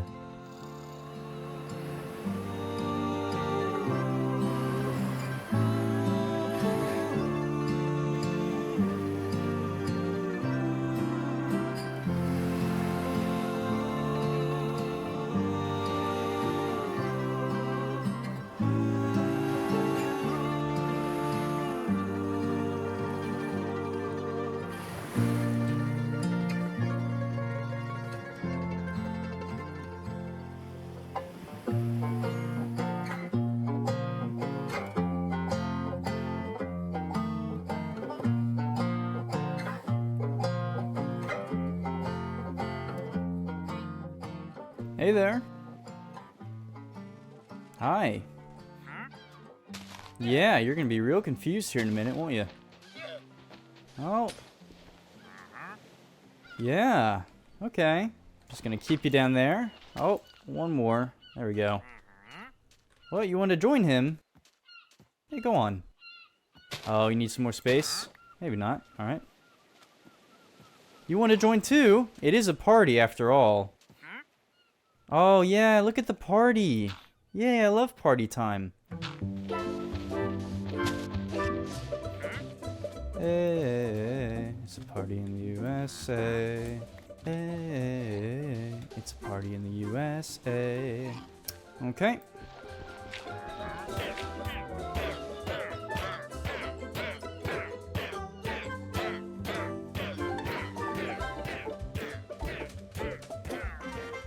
What a nice day on the beach.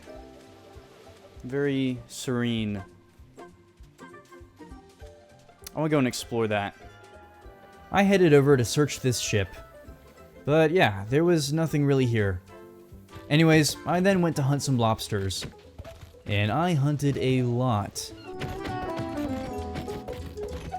That's when I decided that I wanted to stay here today and gather some fuel for my ship. After all, this thing was so slow without fuel.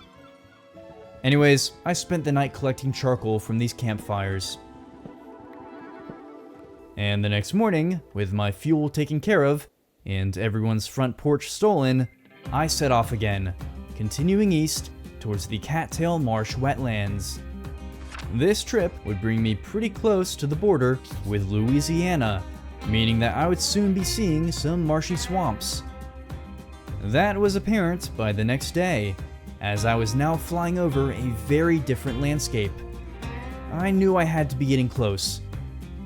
As the sun began to set, I found myself flying over a large stretch of wetlands. So I landed my blimp near some buildings, and headed out to take a look. Sure enough, I was in the right place.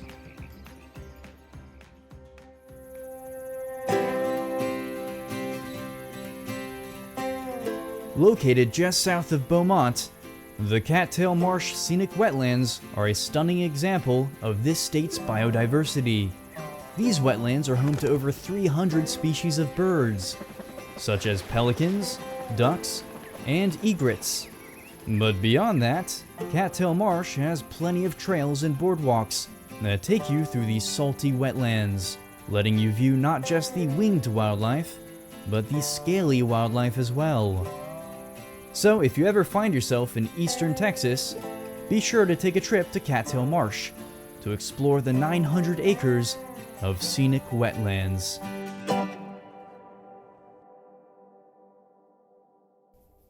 As I woke up on day 58, I went out to find Anna.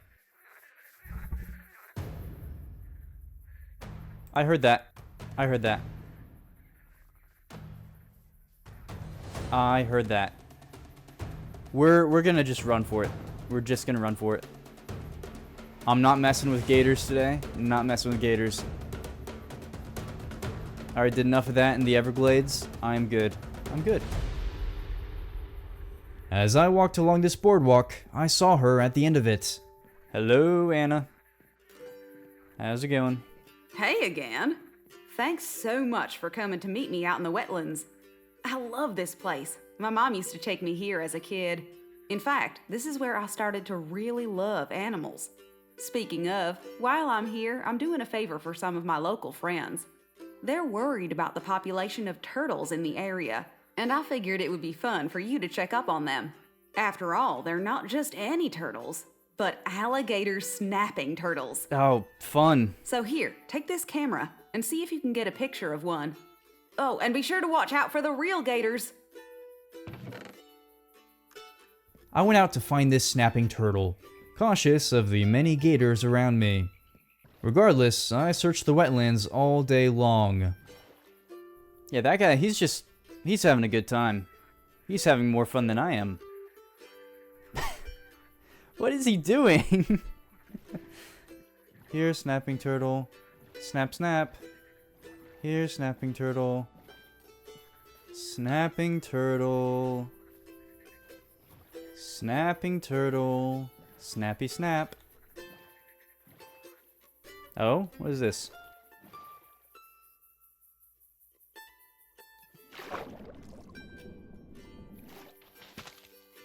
Okay. I'm gonna take a picture. All the bubbles are in the way. Get out of the way. Alright. Unfortunately, there's only one way to confirm if this is a snapping turtle or not. And that is, of course, for it to snap me.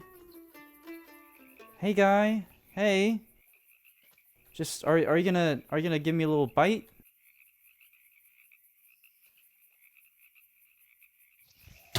Oh, yeah, he gave me a little bite. He gave me a little bite. No, no, no, no, no. No, please, please, back away. Please, please, please. Get. Okay. Yeah, I got away quickly.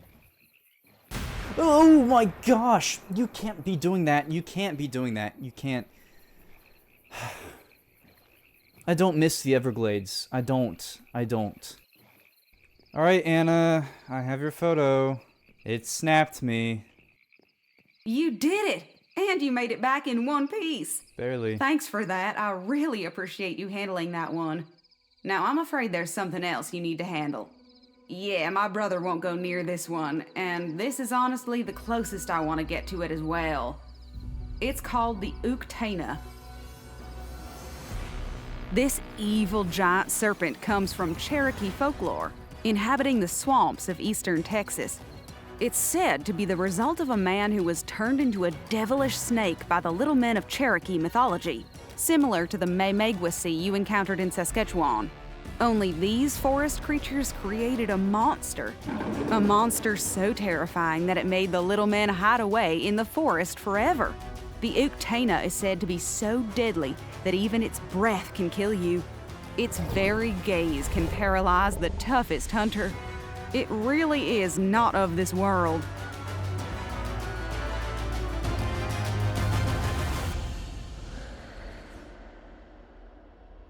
It's been causing trouble up in Caddo Lake, a large swampy area that's a few rivers north of here. But please be careful with this one. I know you've hunted a lot of creatures, but there's nothing else like this one. If you're able to defeat it, you'll find my brother in a park west of Caddo Lake. He'll be standing near a big brontosaurus. Good luck. Okay. There's a lot to unpack there. We're just gonna skip over the brontosaurus thing. So I have to basically go to an environment like this and hunt this creature within swamps where there will be alligators. And this is the most terrifying creature too. Just had to, add that in there. Alright.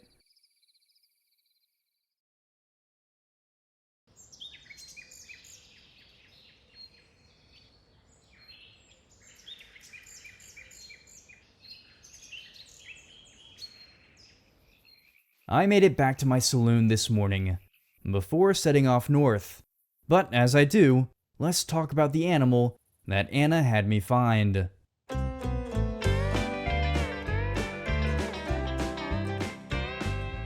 The alligator snapping turtle is the largest freshwater turtle in North America. These prehistoric-looking guys are often exclusively aquatic, as they can hold their breath for about 50 minutes at a time. But of course, these turtles are famous for their snapping jaws. Now, incidents involving humans are very rare, but caution should still be taken around these turtles in the wild, as they have a bite force of around 1,000 pounds, or 450 kilograms. This means that they can snap clean through bone. You can find these unique turtles living along the Gulf states, spanning from eastern Texas to the wetlands of western Florida.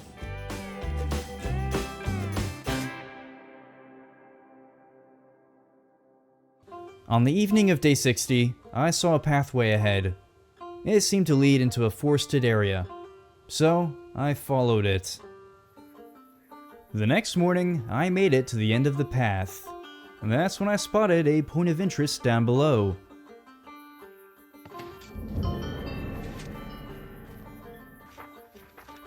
Ghost Road. This remote dirt road near Saratoga, Texas, is known for the legend of a mysterious light that appears in the distance at night. Often called the Saratoga Light, it has been reported for generations, giving the quiet forest road an eerie and unexplained reputation. We followed along the haunted dirt road, and as the night set in, I decided to land my saloon and take a look for this orb with Davy.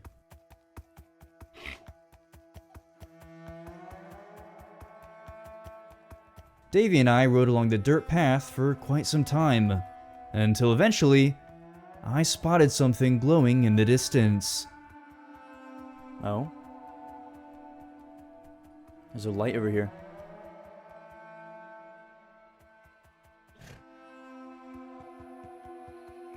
Could be a giant firefly. Oh.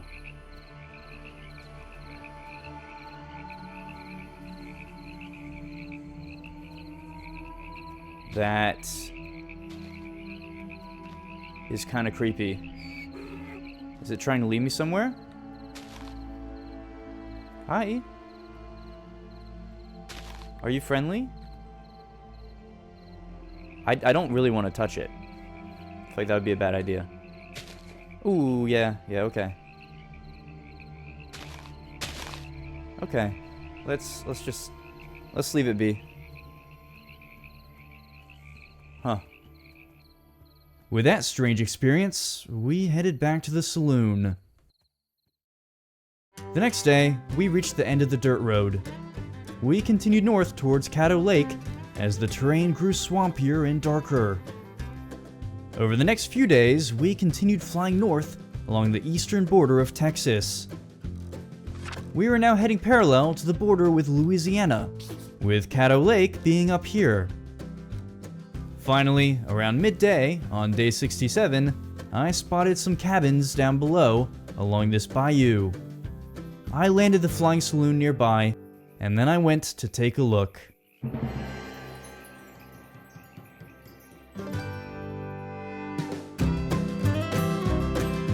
This is Caddo Lake, a swampy wonder that is shared between Texas and Louisiana. This lake is named for the Caddo people, an indigenous group who lived here in eastern Texas, as well as the surrounding states. Here you can find 25,000 acres of cypress swamp that hosts over 90 different species of fish. But Caddo Lake is most famous for its scenery, with the hanging Spanish moss and the towering cypress trees combining to create a landscape that is often described as Gothic. And with an average water depth of around 10 feet, or 3 meters, it's hard to miss the American alligators that also call this place home. A place that continues to prove just how diverse this state really is.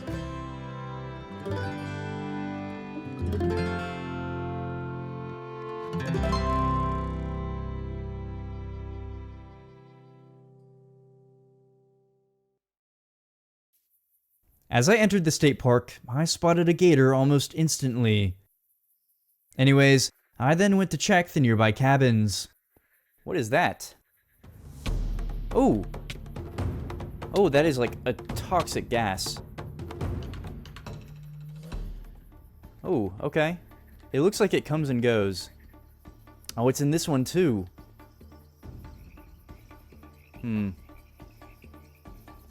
As I looked inside the windows for loot, I spotted this book on a desk. So I waited for the gas to disappear. And then I made a run for it. State Park Ranger Log. Alright, what does it say? Cato Lake Ranger Log. Another sighting of the serpent, but this time by someone credible, my boss. I'm not worried. I'm heading out on my boat this evening to hunt this thing down. I'm bringing my bow and a couple of special arrows. The other cabin had a chest inside it, so I went around the back and opened it through the wall.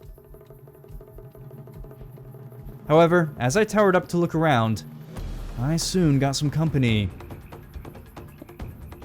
Yeah, I was out of blocks.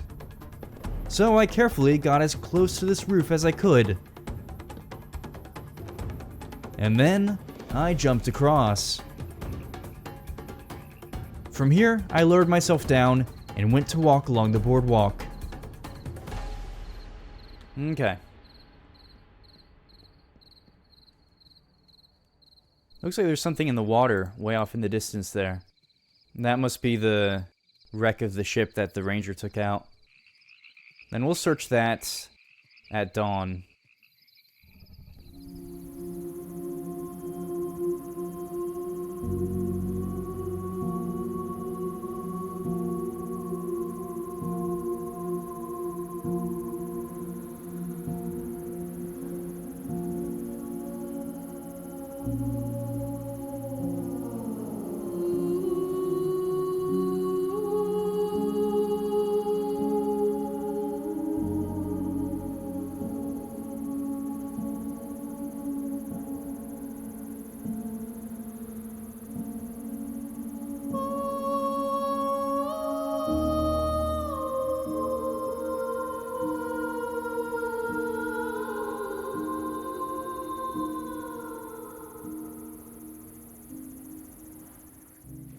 The next morning, I went out to search this shipwreck. Alright, I need all the food that I can get. Oh. Okay. I don't like the idea of there being a giant serpent creature somewhere out here. I mean, I know that's the whole point, but I still do not like that idea. I don't have to like that idea. Alright, what you got for me? Oh, it goes down, way down. Oh, hello. Okay. Oh, these are the arrows. Okay. Nice, nice, nice. Alright. Oh. Oh. That is... It was right above me. It was right above me. What is this? Oh, it's a death tunnel. I love death tunnels. Okay, shield, shield. I slowly made my way through the subterranean swampy tunnel, walking by multiple corpses along the way. Oh! Oh! Okay.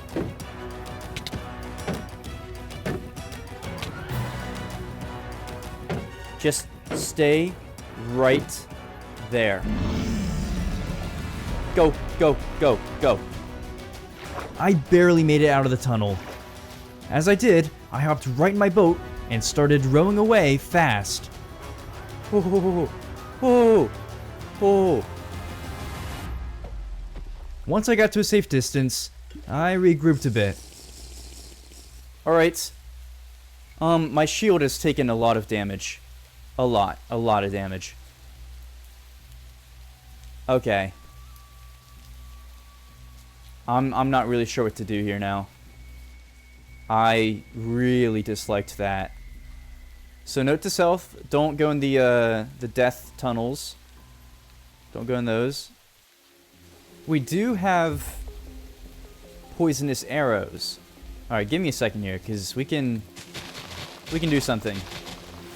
From here, I collected stone and crafted a sword, which I used to collect string from these cobwebs. I then used that string to craft a bow.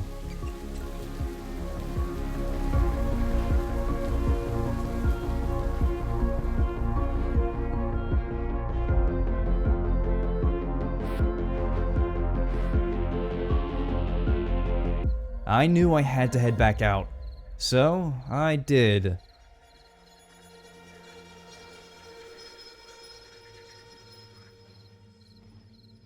Tonight, I didn't find anything. I simply rode along the eerie stillness of the lake.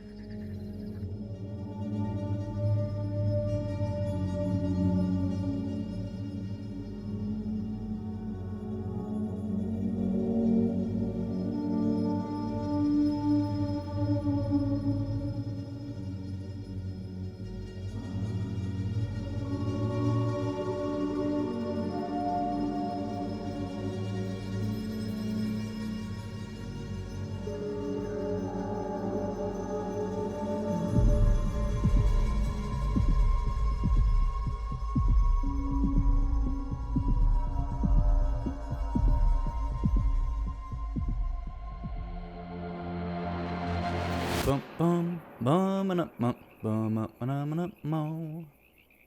Wonder what Davy is up to right now. This does not make sense. This does not make sense for a swamp. Why did I get a pufferfish? How serene. Even though there's a giant snake of death out there somewhere. I headed back out to continue my hunt. I searched among the towering cypress trees for most of the day. But still, no Ukana.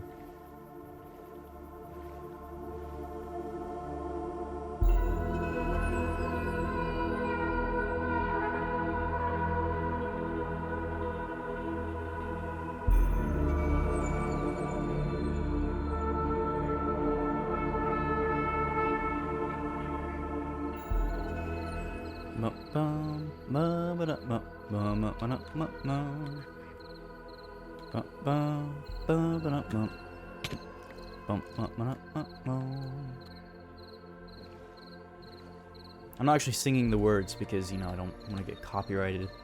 But, it's a classic.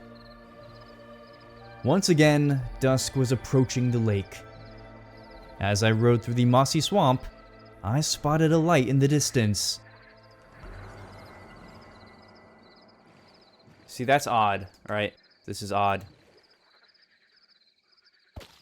This is not normal. So that means shield.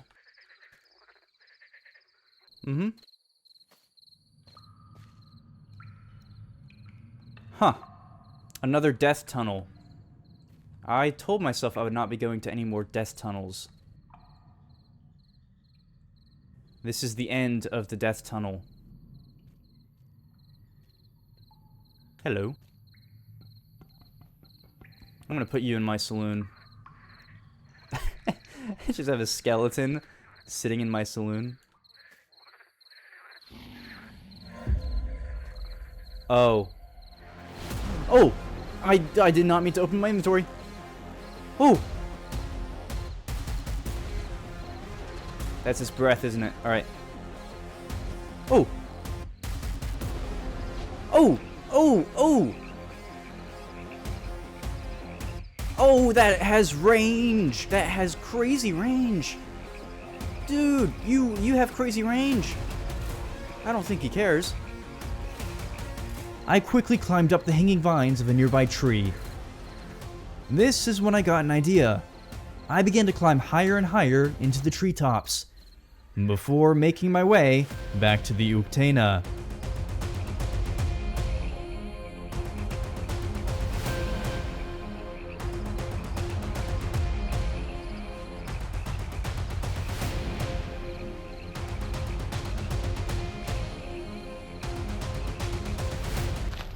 Once I found the beast again, I began to shoot my poisonous arrows at it. This seemed to deal a lot of damage. It kept trying to fire its deadly breath at me, but I was just out of reach. And then, before I knew it,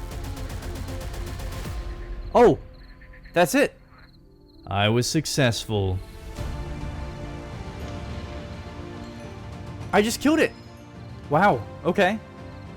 You know, maybe I am actually getting a lot better at hunting these things. There's a few episodes that would have taken me a lot longer to kill and figure out its weakness. But honestly, each creature has a weakness. You know, you just gotta find it. You just gotta find it. That one can't do anything if you're shooting at it from above, you know?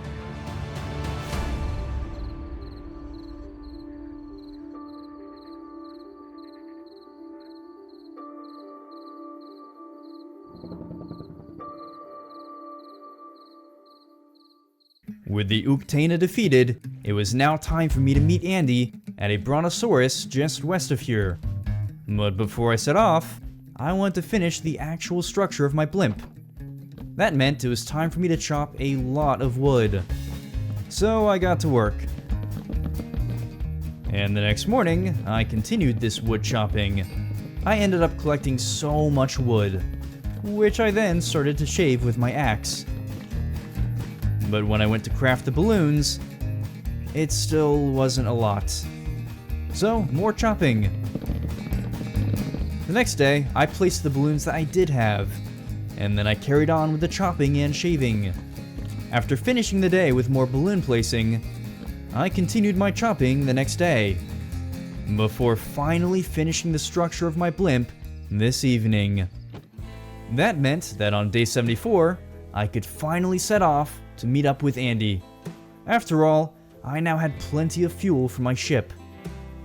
So, Davey and I headed west, now leaving the marshy terrain of eastern Texas behind.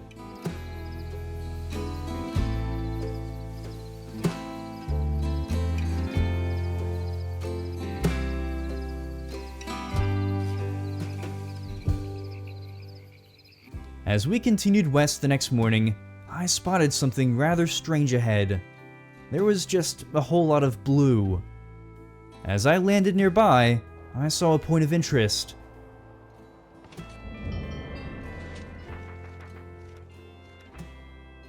The Bluebonnet Trails.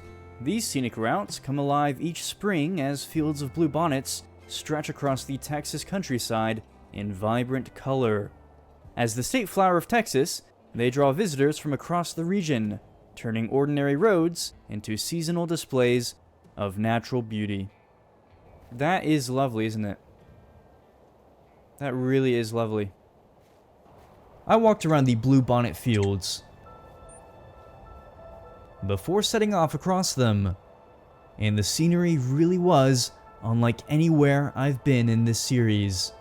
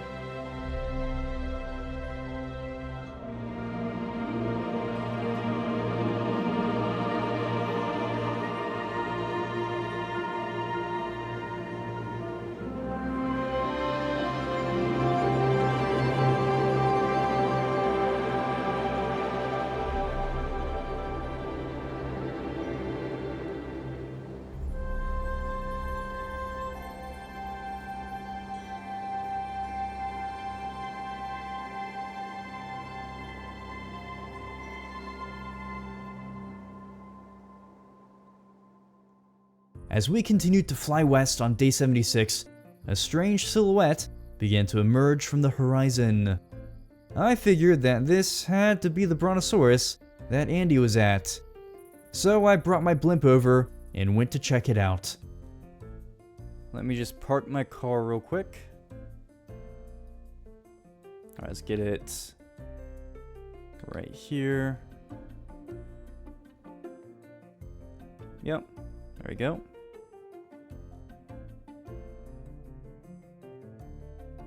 Now let's back it up. I'm a little bit over the line, but I think I'm fine.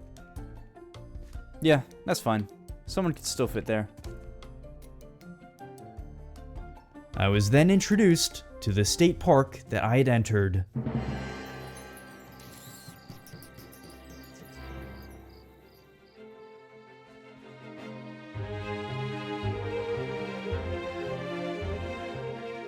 This is Dinosaur Valley State Park, a modern preservation of an ancient past, found here in central Texas, just southwest from Fort Worth.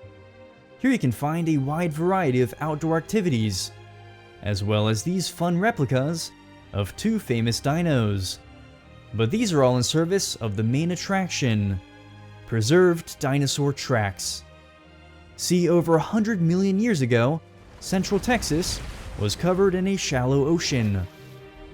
Along the shore of this ocean, there walked a sauropod, leaving behind a trail of muddy footprints.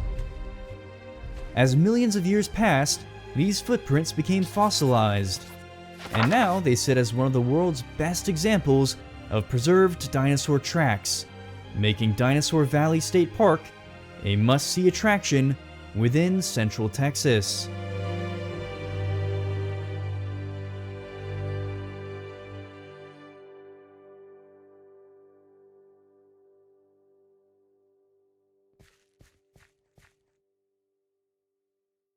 I love it.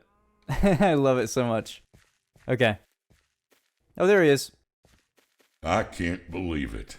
You survived that devilish creature. You know me. You really are better than I thought. I am. I'm impressed. Should be. But don't get too cocky now, because this last one is one of the most elusive. Oh. By the way, I like this meeting point. I like dinosaurs. Me too, man. Anyways, I'm sure you've heard of this last one. Anna and I have been tracking it for years, and we just got some new sightings reported west of here. It's the Chupacabra. Now this is a strange one. See, Chupacabra sightings started up in the 90s. They actually began in Puerto Rico, but the sightings quickly spread to Mexico, and of course, the Lone Star State. But what's odd about this creature, it's known to suck the blood out of farm animals, leaving them completely dry, with only one small puncture wound to show for it. In fact, Chupacabra means goat sucker in Spanish. Now, to be honest, few other creatures of folklore are as widely reported as this one here in Texas. I hear reports of this beast all the time, so we're gonna head over to where it was most recently seen. A small town just west of Amarillo. So I just recommend you follow the rivers west, and once you reach the Big Canyon, go northwest. I'll see you there. Alright. Sounds good, man. I'm really curious about this one. Because, yeah, he's right. The Chupacabra is a very famous one. Very famous one. Before setting off again, I wanted to do a little bit of work on my interior. After all, I was about to embark on the final leg of this journey. I got to work on the saloon upstairs, mostly by adding lighting, windows, and some chairs. And the next morning, I continued working on the saloon, before moving on to my personal bedroom downstairs. Oh, I also added El Muerto's head to this display up behind the bar. And yeah, I was loving how this was turning out.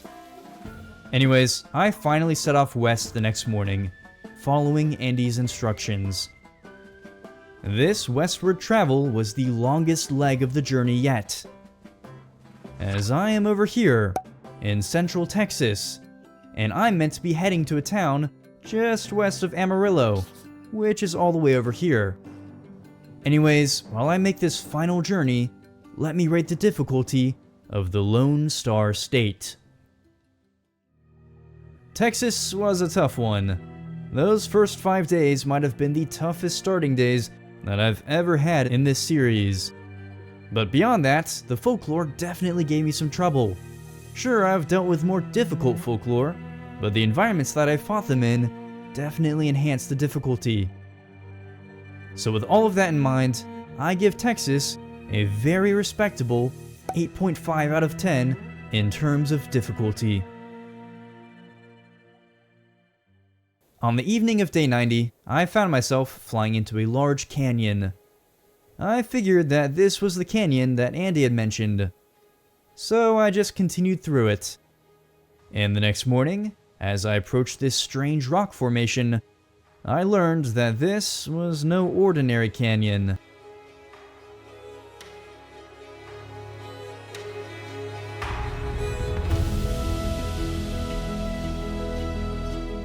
The Palo Duro Canyon. This canyon system is the second largest in the entire United States, right behind the Grand Canyon. These canyon walls are around 250 million years old, and humans have inhabited them for around 12,000 years. But Palo Duro features more than ancient canyon walls, as this canyon system has some strange geological formations. Take for instance, Lighthouse Rock, a towering sandstone anomaly that sits at the end of the park's most famous trail. Palo Duro also has some fascinating history, such as its days as a massive cattle ranch. And that's right, in the late 19th century, most of this canyon was owned by a ranch that housed up to 100,000 longhorn cattle. And just a decade prior, one of the battles of the Red River War was fought here, which saw brutal military conflict against the Native American groups of northern Texas. In short, this canyon has seen a lot of history, and its powerful landscape certainly reflects that.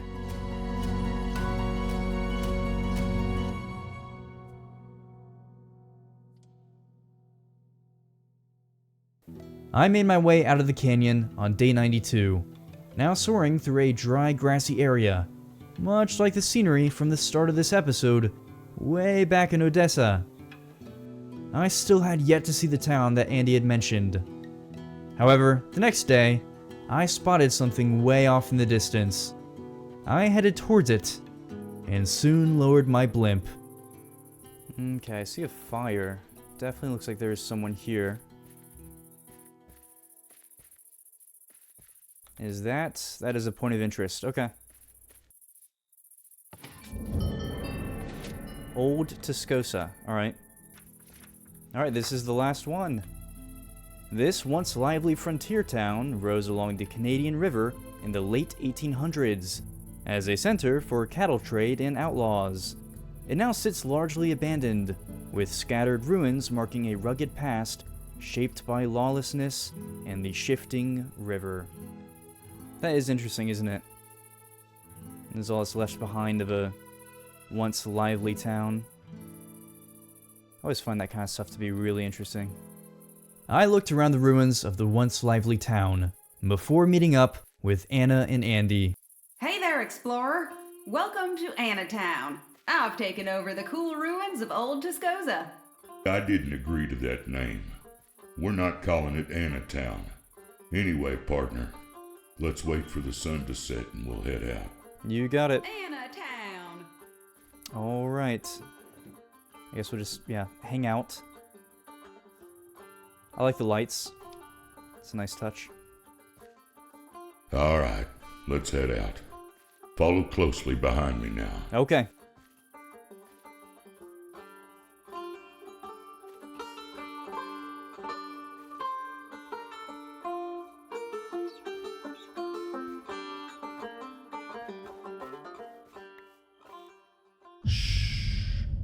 Do you hear that? Oh. What was that? Wait. Look at the grass up ahead. It's moving. Don't say that. It's here. Oh! We just barely dodged it. I wonder where it's off to. The Chupacabra. It's here. Oh! It found me. Run!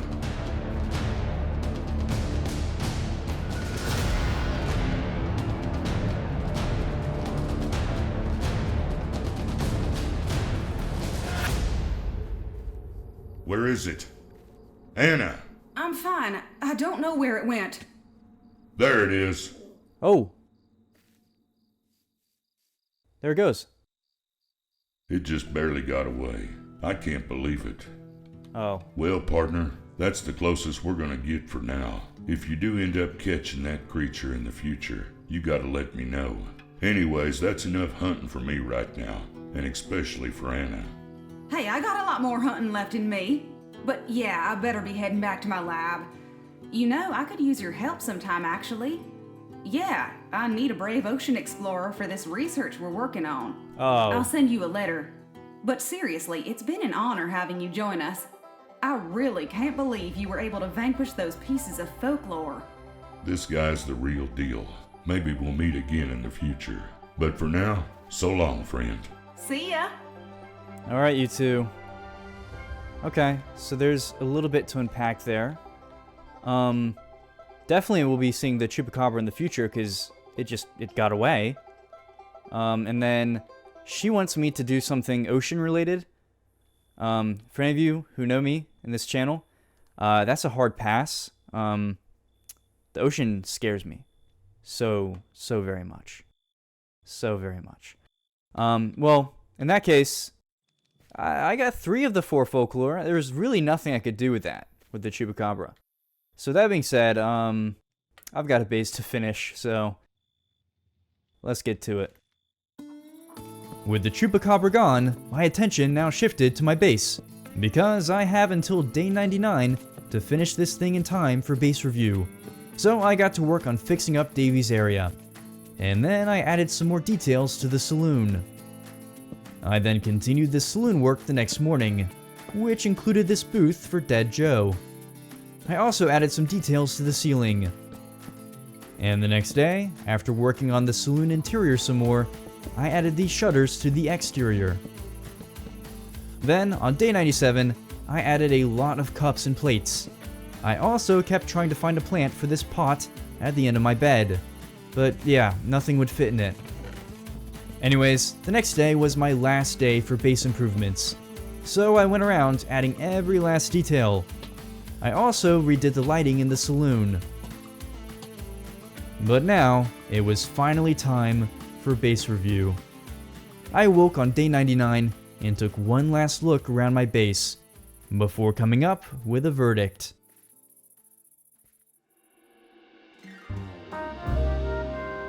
Let's start with the exterior. I quite like it. It's a bit more detailed and cohesive than my hot air balloon from Tasmania. And overall, I really like the color scheme and wooden trim. Now on to the efficiency of the blimp. This thing was slow at first, but as soon as I added that extra engine, I thought it moved pretty fast. Finally, let's discuss the interior. Yeah, this interior makes the base one of my favorite bases I've ever made. I love the saloon, and I cannot believe that it turned out this good. I especially love El Muerto's head being displayed here. So yeah, overall this base was a great one. It gets a very high score of 9 out of 10. And yet, there is still one more day.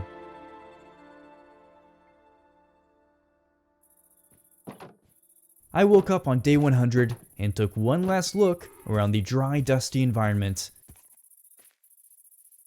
I then flew the saloon up into the sky while thinking about the last 100 days and the adventure that Texas had given me. See, Texas has a reputation for being wild, lawless, and bold. And while some of that was certainly true for the scenery and folklore that we saw, the opposite was also true. We saw some of the most serene and naturally stunning locations in this episode, proving that this state has an extraordinary amount of biodiversity, being situated in a really unique part of the world, where cultures and landscapes meet. And while the history of this state may make it an outlier among other US states, the Lone Star is certainly not alone in the fact that it is admired and appreciated by many. The many who are lucky enough to call this place home. A home that could only be Texas.